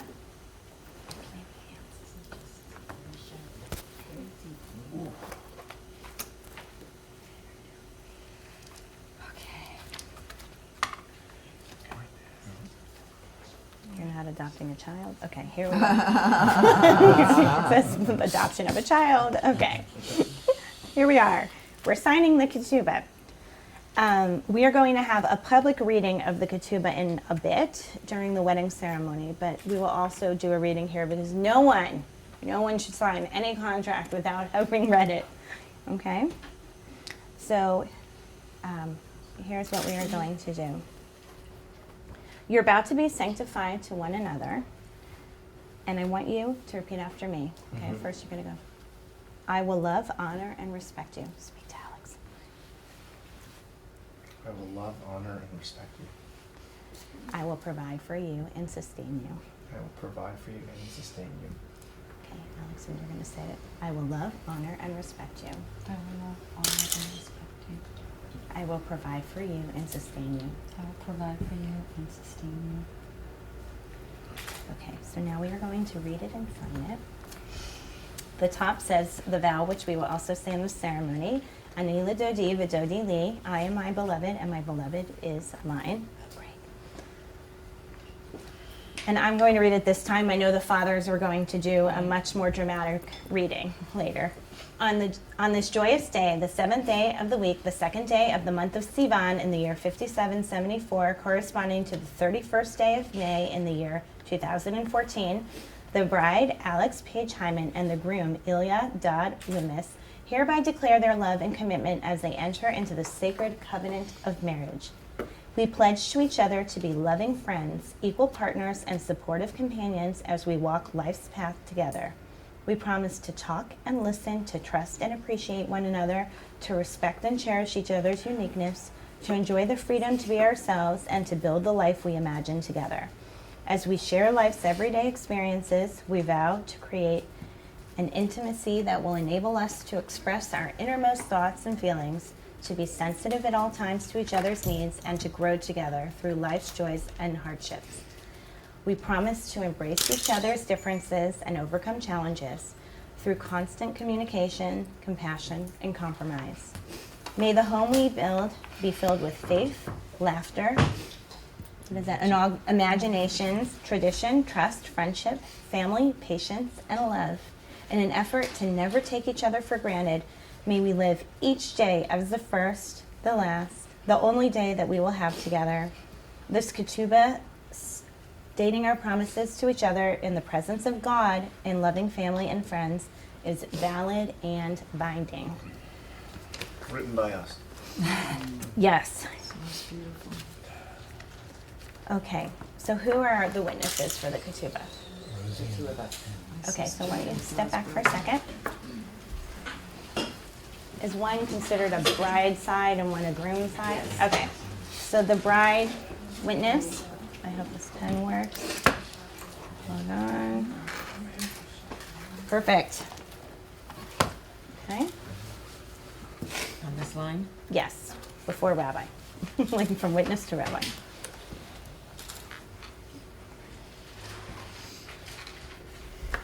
This pen isn't particularly good. Okay. Let me see that for a second. Pen isn't great. No. You push it in, Michael, and it'll go back up. Okay. All right. Yeah, I think you just have to push straight down with it rather than to the side. Does that make sense? To the graph, though. Okay. Sharon, what is that under the candle? That's a ballpoint, so I wouldn't use it. That's it. You just can't press hard.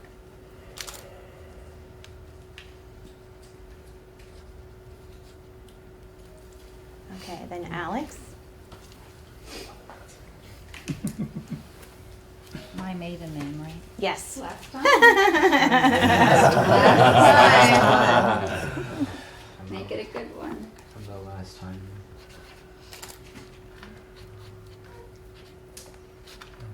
Great. Been a while. You decided which hand to use? This is it, big boy. They're not taking her back. I'm taking him in. Are you kidding me? I'm taking them both.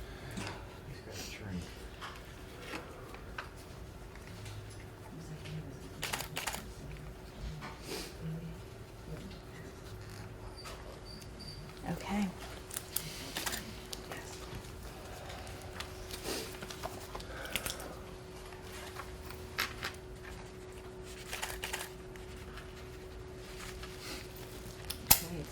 All right, parents.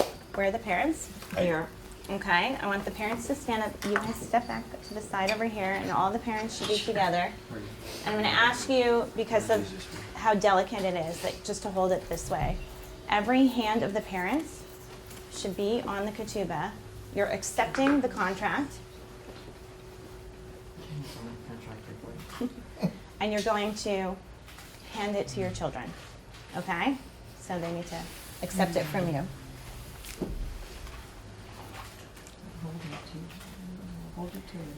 This ketubah, which you now receive from the hands of your parents, represents a heritage of family and marriage that began with our ancestors. We now entrust this heritage to you, enhance it with your commitment and devotion, bestow it upon the generations to come. May God make you like Abraham and Sarah, who together helped to create the world, and let us all say, Amen. Okay. We're going to take this now. So let's put it back down. Good evening, everyone. I won't ad-lib, I promise. Good evening. It's truly Sherry's and my honor and pleasure to welcome each of you to this celebration of the marriage of two incredible people, Alix and Dodd Loomis. Ooh, that's first time out of my mouth. Everyone invited to join us in witnessing this spectacular moment has played a special role in the lives of our families and the lives of Alix and Dodd. You've traveled from around the corner, around the country, and in fact around the globe to be with us to share the magic of this weekend. Thank you.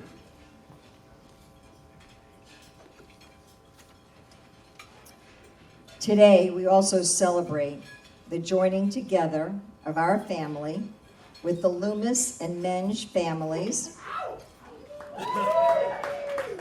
Our families' histories are very different, but both are steeped in tradition.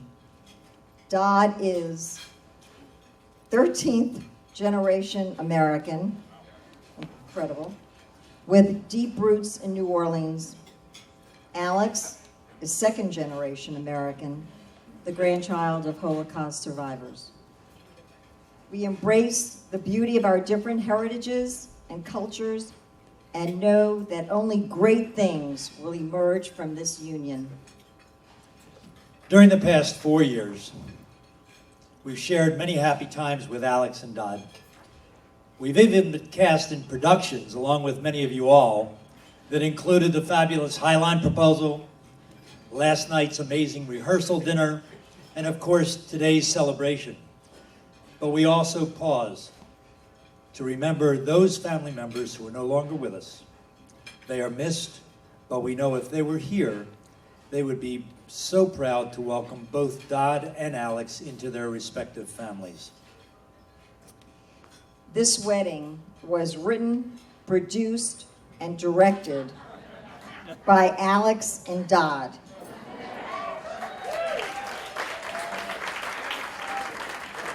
And as Alix said, Michael and I were only the ATM machines.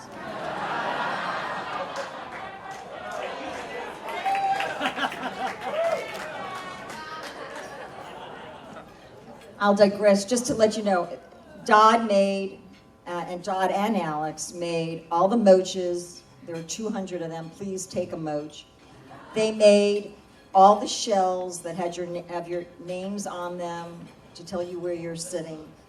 They're the ones that put together the table of remembrance of all family members and their wedding photos and the response cards. So, most of you know our daughter, Alix. She's very special. She's beautiful inside and out. She's loving, sensitive, talented, caring, spiritual, and an old soul. Alix, you've truly found your soulmate in Dodd. Together, you bring honor to our customs and traditions. Dad and I know that you will always love and take care of Dodd and your family.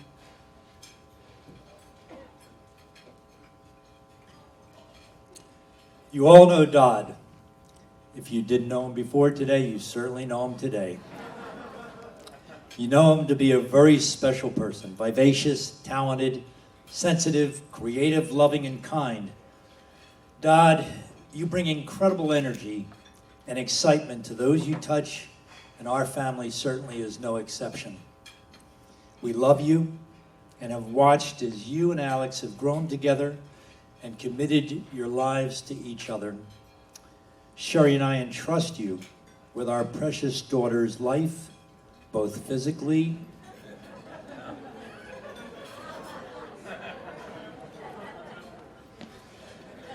not necessarily most physically, but a lot of physically, Dodd. We really entrust. And more importantly, and as I know you know that we know, spiritually. And we're confident that you always will keep her safe, happy, and secure. And I know that you have committed that to both Sherry and me. Dodd and Alix, we are excited for your future, which we know will be bright and full of love and happiness. We love you. L'chaim.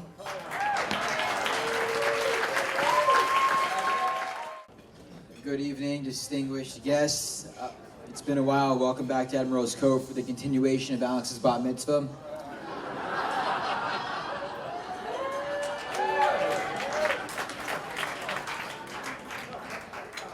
All right, Alix.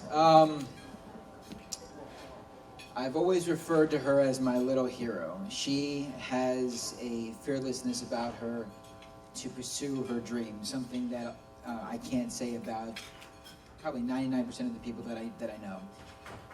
She does this with her partner Dodd, and Dodd has that same fearlessness, and it takes a team to make it happen. And as I know from firsthand experience, it works. I'm so proud of you. I really couldn't be more proud of what you've become, how much I love you. I want to tell a quick story because I'm going to violate your 2-minute rule here. My Aunt Rose, who's another little hero, or not little hero, but just a hero of mine, a crippled hero at the moment. Where are you? Hello. My Aunt Rose travels to Poland every year on a trip called the March of the Living. I was about 17 at the time, and prior to that, I looked at my sister as just someone too annoyed that I could beat up and then blame her for messing up the wall. I don't know. But around that time, I was planning to go away to college, and I realized once I got back from the trip that this fantastic person in my life wasn't going to be there forever. And it made me really cherish her. And I think it was in that short period of time that she went from sister to best friend. And I really learned how to cherish the moments with her, which is why initially it was so difficult for me to let go of her to Dodd. But once I met Dodd and saw that he was crazier than anybody I've ever met, I knew that she was in good hands. So, Alix, I love you. I wish you nothing but the best. I don't wish you nothing but the best because I know you will have nothing but the best. But I'm not done yet. Dodd, I've got you. Dodd, how do I put this? Dodd and I did a Spartan race, and if you don't know what that is, it's an obstacle course, it's a mud race. This fantastic physical physique in front of you did crazy things, jumping over fire pits, all at the behest of this young man. However, as we all know, or if you don't know, Dodd has a tendency to embellish. Unfortunately, when it comes to my mother, it's a totally different game. And when he said that, hey, your son's about to participate in an event that could kill him, my mother flipped, period. So we did this race together, and it was probably one of the most exhilarating experiences of my life. But throughout the entire time, Dodd was the person who believed in me, and it meant the world. It really did. I can honestly tell you, nobody else had the faith in me that you did. And Dodd, I love you. I love you like a brother, and I thank you for being part of our family. And now I'm going to turn it over to my better half.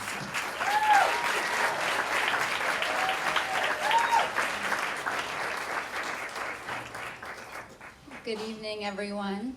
For those of you who don't know me, I am Rachel Hyman, Blair's wife, and very blessed and overwhelmed to also have the title of Matron of Honor this evening. You heard throughout the wedding 5 years being thrown around. Alix and Dodd, 5 years.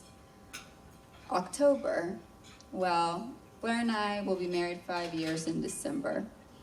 I had my bachelorette party in New York City, Halloween weekend, and Alix helped plan everything and was taking me around the city. But one place we had to go, I do not remember the name of the bar, but we had to go to meet this guy that she had met and was just crazy about. And she said that I had to meet him too. And I wouldn't even know what to think. It was just that incredible.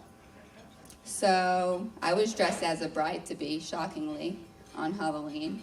And all of a sudden, it was as if time kind of stopped and the crowd parted, and walking towards me was a man with a very nice physique in a bubblegum pink bodysuit with a pink face to boot and a Converse shoe on his head.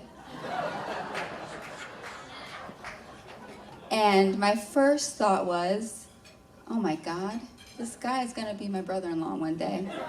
I know it.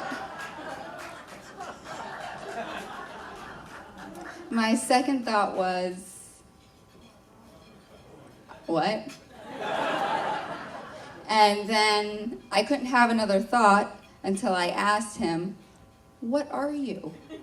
Please tell me. He said, I'm gum on the bottom of a shoe.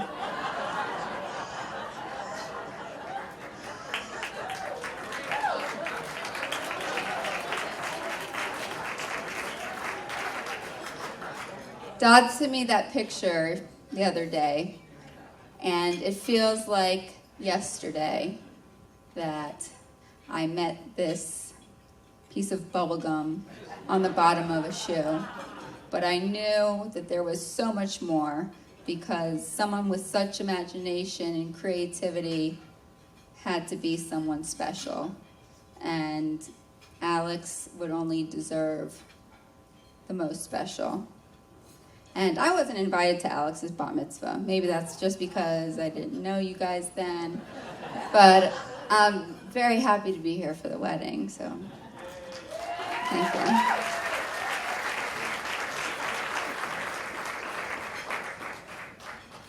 I'm the oldest of four, and for the Hymans, it's Blair and Alix. So it was amazing to have another sister come into my family when Blair and I got married. And it's amazing to have another brother come in today. It's a beautiful thing.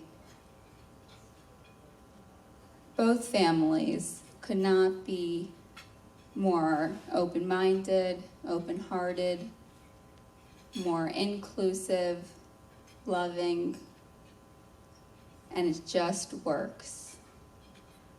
Alix and Dodd, we both love you very much. I love you very much. We are here for you no matter whatever city you're in or country you're in, whatever you guys choose, we are always here for you. And we love you so very much. I'll just finish with just a little. I don't know if I violated the 2 minutes. I'm trying. I'm not just like texting up here. I actually brought it up for a reason. Now with each other in your heart, your life will be complete. It truly was fate the first time your eyes did meet. You're each other's soulmate, the beat in the other's heart. It feels like a year each second you are apart. With each other in your heart, you will stand full of pride.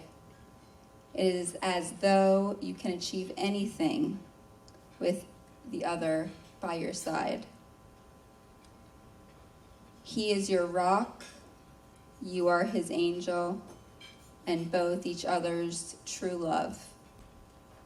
Dodd, she is your present from heaven, and he, Alix, your gift from above. With each other in your heart, it must feel so good.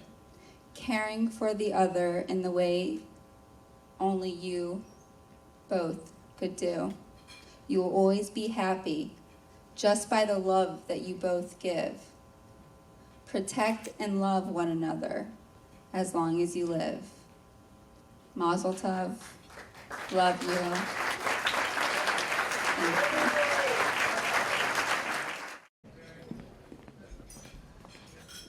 First, I would like to address the beautiful bride, if I could. Alix, you are stunning. Stunning. You are a star. As everyone knows, you have the voice of a siren and a captivating magnetism that has propelled your career and taken you across the country in pursuit of it. It's defined who you are. Despite living 13 time zones away, I still have managed to see you perform in 3 states, which is a small accomplishment, and I've enjoyed watching you ply your trade. And one of those occasions was in arguably the best jazz joint in all of Bourbon Street, the Irvin Mayfield, when I got to not only watch you show us the full talent that you have, but also I got to watch you work together with Dodd to get yourself up on a stage that when we walked in the door, you weren't necessarily invited to. And you and Dodd worked the room, and I just sat back. My only job was to order a drink and find a comfy seat. But I watched you and Dodd, masters of your craft, find the right guy, talk to the other guy, whisper in the drum guy's ear and get invited on the stage. And once you got up on stage, they thought they were doing you a favor. Okay, please come play star for a moment. But then, of course, you started to sing. And once you started to sing, the band was looking at they're playing the drum, and they're looking at them like, this girl can sing, let's keep you up here. It happened to be in the middle of December, so you played another sultry jazz tune. And then they said, hey, let's get into the holiday fever. Let's Rudolph the Red-Nosed Reindeer. Started with a whole bunch of Christmas carols. And you were up there like just winging it, didn't know any of the words. It was awesome. It was awesome. But what I want to say is that actually the Alix that really struck me is not that Alix. The Alix that struck me, it was I think the second time that we met, but we met under strange circumstances. I had just come back from China. My dad was in the hospital. Things were pretty rough. And Alix is a rock. She's a rock. We're scared. We're sad. We don't know what to do. And Alix has a poise and a presence and a patience well beyond her years. And I'm only 10 years older than you, but I needed you. I needed you to just curl up in your PJs on the couch, run and get sandwiches, tell a funny story. That was awesome, and I appreciate it. And so it got me thinking as we're here for the wedding, where does that come from? How could do that? How could that be possible? And of course, I had suspicions, and they've been confirmed since I got here to Florida. You have an amazing family. Family by blood, family through the fairy godmothers, family who really, I think we do this in New Orleans, you define family in a different way, and I think that we share that. It's our tribe. And I've loved getting to meet many of you. I haven't met nearly enough, but hopefully there's still many hours in the night and we can work our way through the rest of the list. When Oscar, our second son, was born, Alix and Dodd made an effort to pull themselves out of their relatively comfortable situation in New York and come to New Orleans and try something new. Partly because they're adventurous and they know they can do it, but partly because we were there, and that was a rare opportunity for us to be together. You showed up, and that is how we keep the tribe moving. Your parents came to their first christening ever. The Hymans traveled from Florida to come to my son's christening. In the church that my parents were married in, that my grandparents were married in, that I went to kindergarten in. And that is how tribes are built. So, Alix, I'm so grateful to be here tonight, to share this moment with you, and to welcome you to our tribe. But now I want to turn to the groom, Dodd. When we were young, we were kind of indistinguishable. We were at camp, at summer camp at Country Lad in the Cumberland Plateaus of Tennessee. We were called the freckle. And when we were apart, we were the half freckle. And when we were young campers, the older campers would mush our heads together and say, the freckle! And then they'd pull it apart and they'd say, freckle, half freckle, half freckle! Right? We share that complexion. We also share an ill-advised decision at 15 to put a permanent tattoo on the back side of our body beneath the waistline. We share that. That was a really good decision.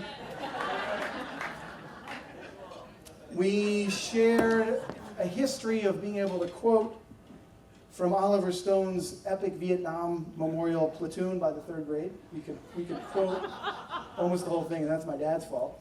But we still quote it today.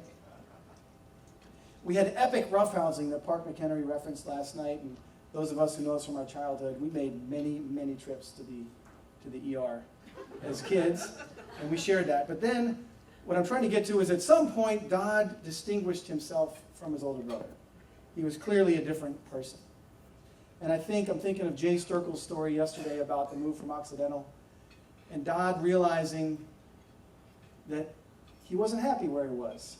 And to be honest, I wasn't happy where I was at that time in my college career, but I didn't have the courage to do anything about it. Dodd, with support from his friends like Jay and others, said, you know what?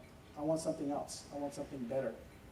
And will always be proud and grateful that Dodd asked me to be a part of that transition. He said, I'm going to go interview at this crazy school called NYU.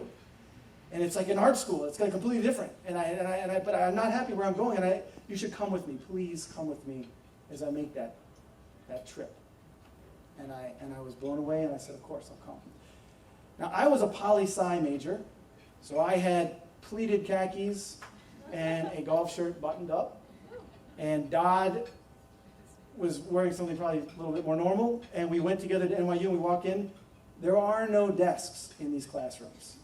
There's not a piece of paper or a pen. It's just like an empty box with a bunch of people getting limber. And we're in there, and I was like, what the hell is this? And everyone's getting limber. And a guy walks by wearing, I don't think he had any clothes on, but he probably had like skivvies on. He probably was wearing underwear. But his entire body from top to bottom was painted blue. And the guy walked by, and I was like, Dodd says, I think I found my people. And many of those people are here tonight. So that was where Dodd redefined himself and had the courage to follow his convictions. So I realized, luckily about the same time, I realized that it was not my role to be his big brother all the time. And luckily, I am so grateful. I have a specific memory. We're sitting in Mom's house on 10th Avenue in Covington, and Dodd is telling a story, and it's taking us all on this adventure completely remote from where we are in Covington. That moment that we've all had, any of us who've had a conversation with Dodd. I'm in that moment, and I realize, I love this. I have nothing to teach this guy. I want to learn from him. And there was a moment where that changed. But, of course, as we know, as Dodd has updated all of us in phone conversations or emails or Facebook about his life, that we hear what he's doing on a phone call, in one single phone call that will go on, I think, as Mary was talking about, for 30 blocks, getting all this information, and at the end of it, you can't tell if he's working 5 full-time jobs or if he's unemployed. You know it's definitely one of those two things, but you do not know which one it is. So you just want to be encouraging. That is awesome! That is awesome! So I have gone through that. But despite the difference between us, and that distinction that he had the courage to seize, to me, what's been amazing is that despite all of our many differences, that we find these deep commonalities, that we connect in, the most profound way. I mean, we find the political nature of theater, and we find the theatrical nature of politics, and we realize we kind of have the same job. Mine still pays better, but your upside is higher. So that's good. You have remained my closest friend. You are an inspiration. You are a mentor, every bit as much as a younger brother. And now that I myself am the father of brothers, and I watch their friendship, I watch their rivalry, I watch their concern for each other, I watch their budding intimacy. All I can say is that I hope that their relationship can be what we had. And I hope that they can have a brother like I did. I love you.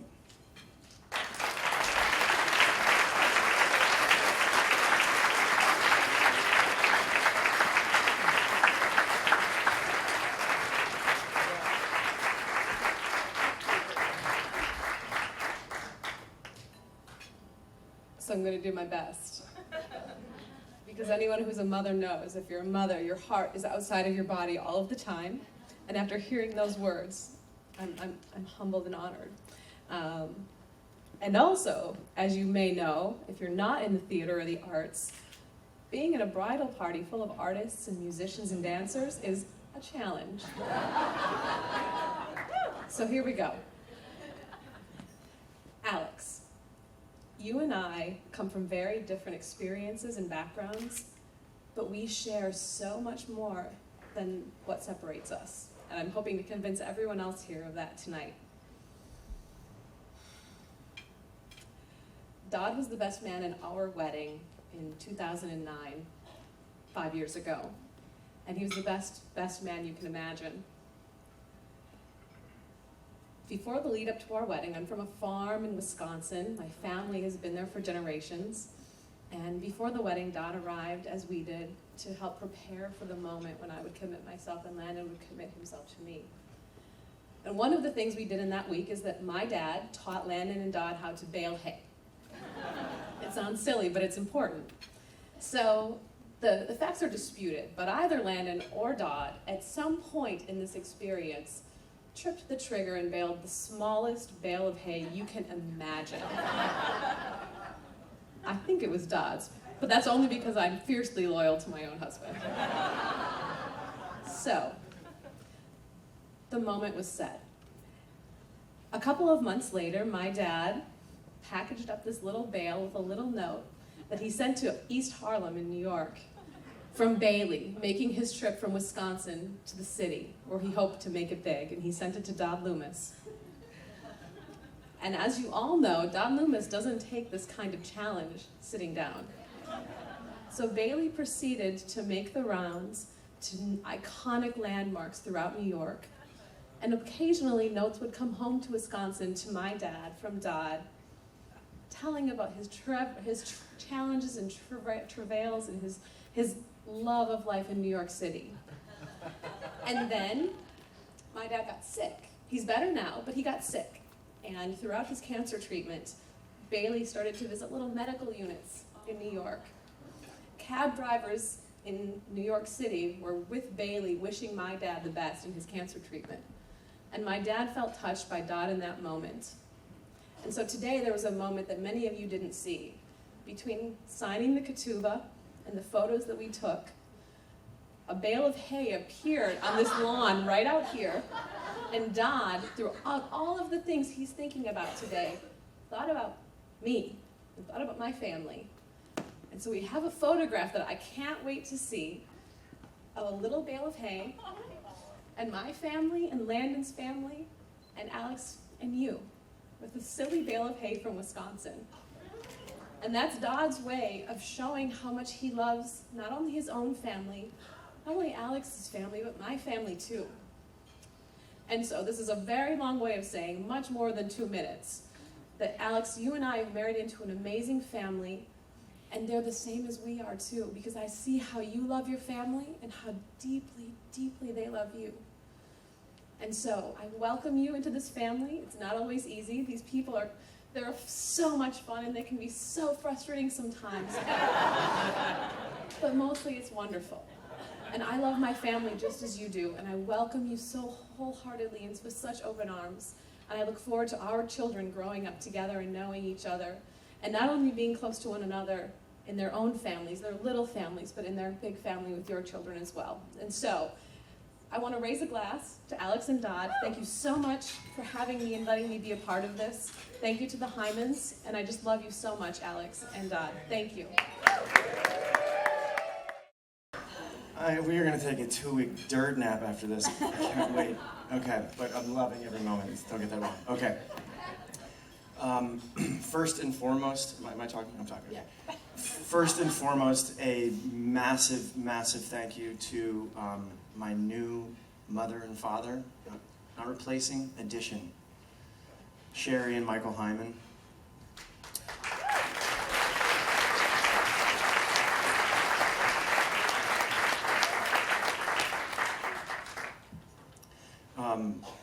Well, I mean, just first look at this room, just the quality of everything that's happening. This, you know, instead of a one-day wedding, we're on our 5th day here. It's just, you guys have pulled out every stop in every way and been so supportive in what it takes to create this incredible event that we're all participating in. So just, I can't thank you enough for that.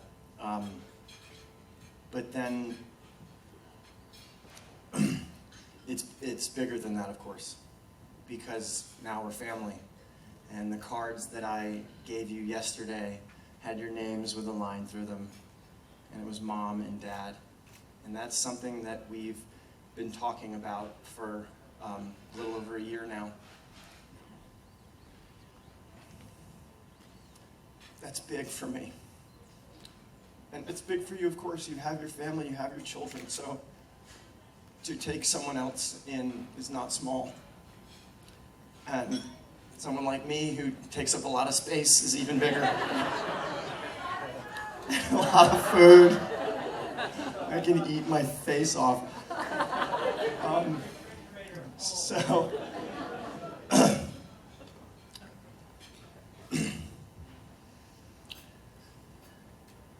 there's just so many words to say. I think you know what it is. I love you. I can't thank you enough. You provide such an incredible yin and yang to the amazing mother and father that I have had my whole life. And it's such a beautiful addition in my life. And there's something else I want to say, that it's the idea that basically since the very first moment that I met you, you literally welcomed me with open arms. And that has, I mean, from the moment it wasn't even an introduction yet, it was this, and it's been this.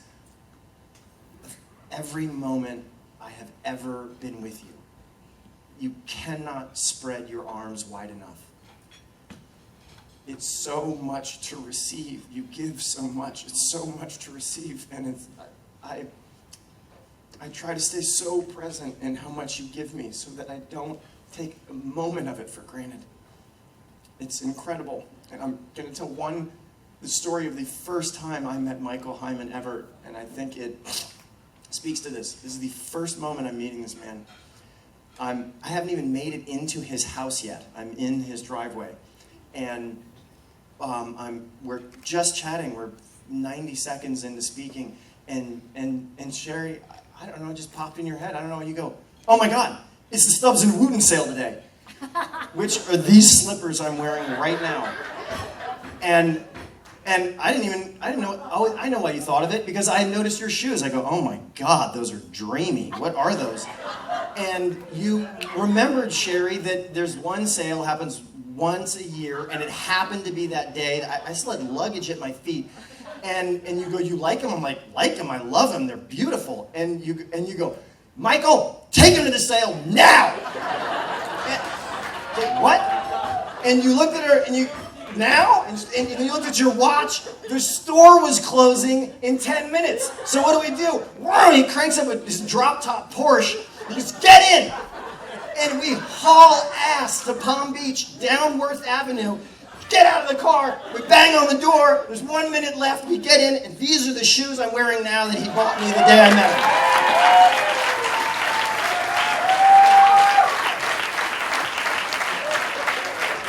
This is how I met these people.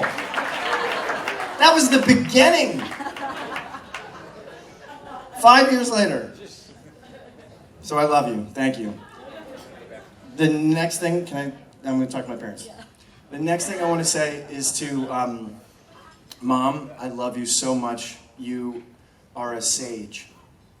You are a sage. It's the best way I can describe it. You have this incredible commitment to, doesn't sound like enough, but growth. This idea of constantly blossoming. That there's always more to learn. There's always more. And it's not a yearning of disappointment, of fixing. It's nothing about that. It's about growth. And it's so, I can always learn from you. This fragility and this vulnerability, and then the strength to be honest with that, with yourself. And to always learn from life in every moment. It's so beautiful and so powerful to witness every day of your life. I've learned so much from you. And I love you, and I thank you for teaching me.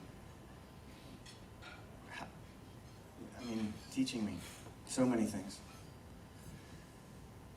And Dad, I love you. Deep in my bones. And it means so much to have you sing.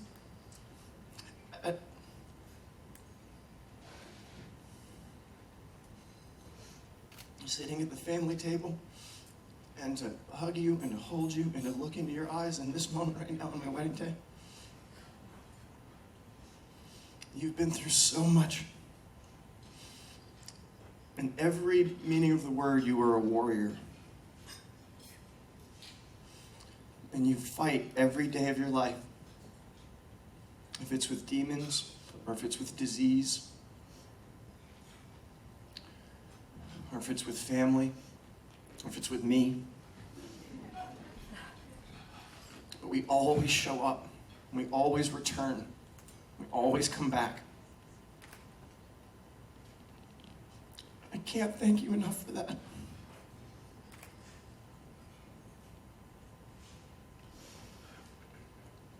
I love you, and I honor you. I'm so proud to have you as my father. Thank you.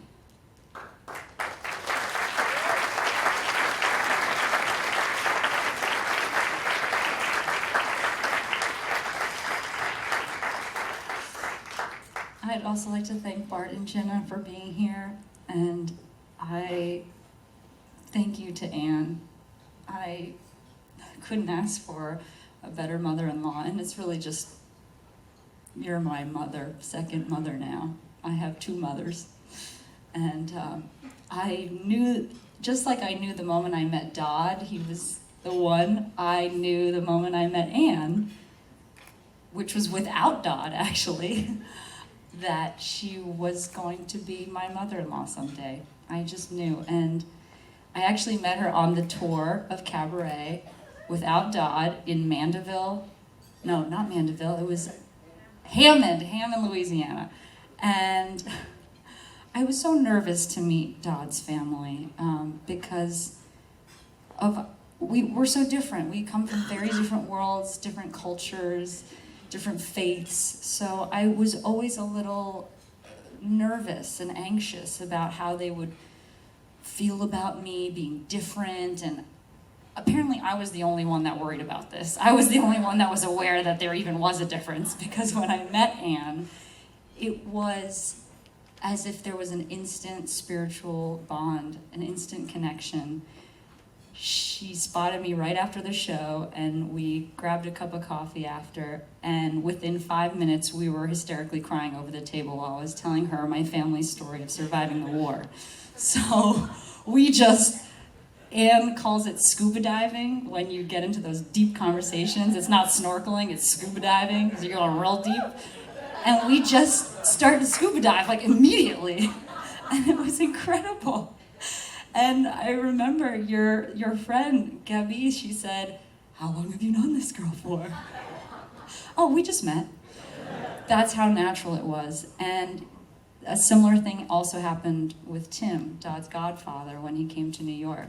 The moment that we met, he took me aside and he said, I know you're the one for Dodd because you represent family to him. And he has always wanted that tight unit, solid family unit, and that's what you represent to him. I mean, also within minutes. So thank you, Tim, thank you, Anne, thank you, Bart, thank you, Jenna, and then, of course, ultimately, my mom and dad. They have done absolutely everything for me in my life from the moment I was born. They have given me everything. Anything they do, they're thinking about me. I mean, I honestly feel like their lives revolve around me and Blair because they do. They live for their children, just like my grandparents did. And I know I'm blessed and I know I'm lucky. And they have incredible friends and an extended family. And it just means so much to me and Dodd that you have given us the most incredible wedding I could ever dream of. And thank you all for coming because you all are a huge part of this experience, each and every single one of you. As I was walking down the aisle, I think I caught like 90% of everyone's faces, and it was truly magnificent. And it is a moment I will never, ever forget. So thank you all for being here. We love you so much. And have a really good time tonight.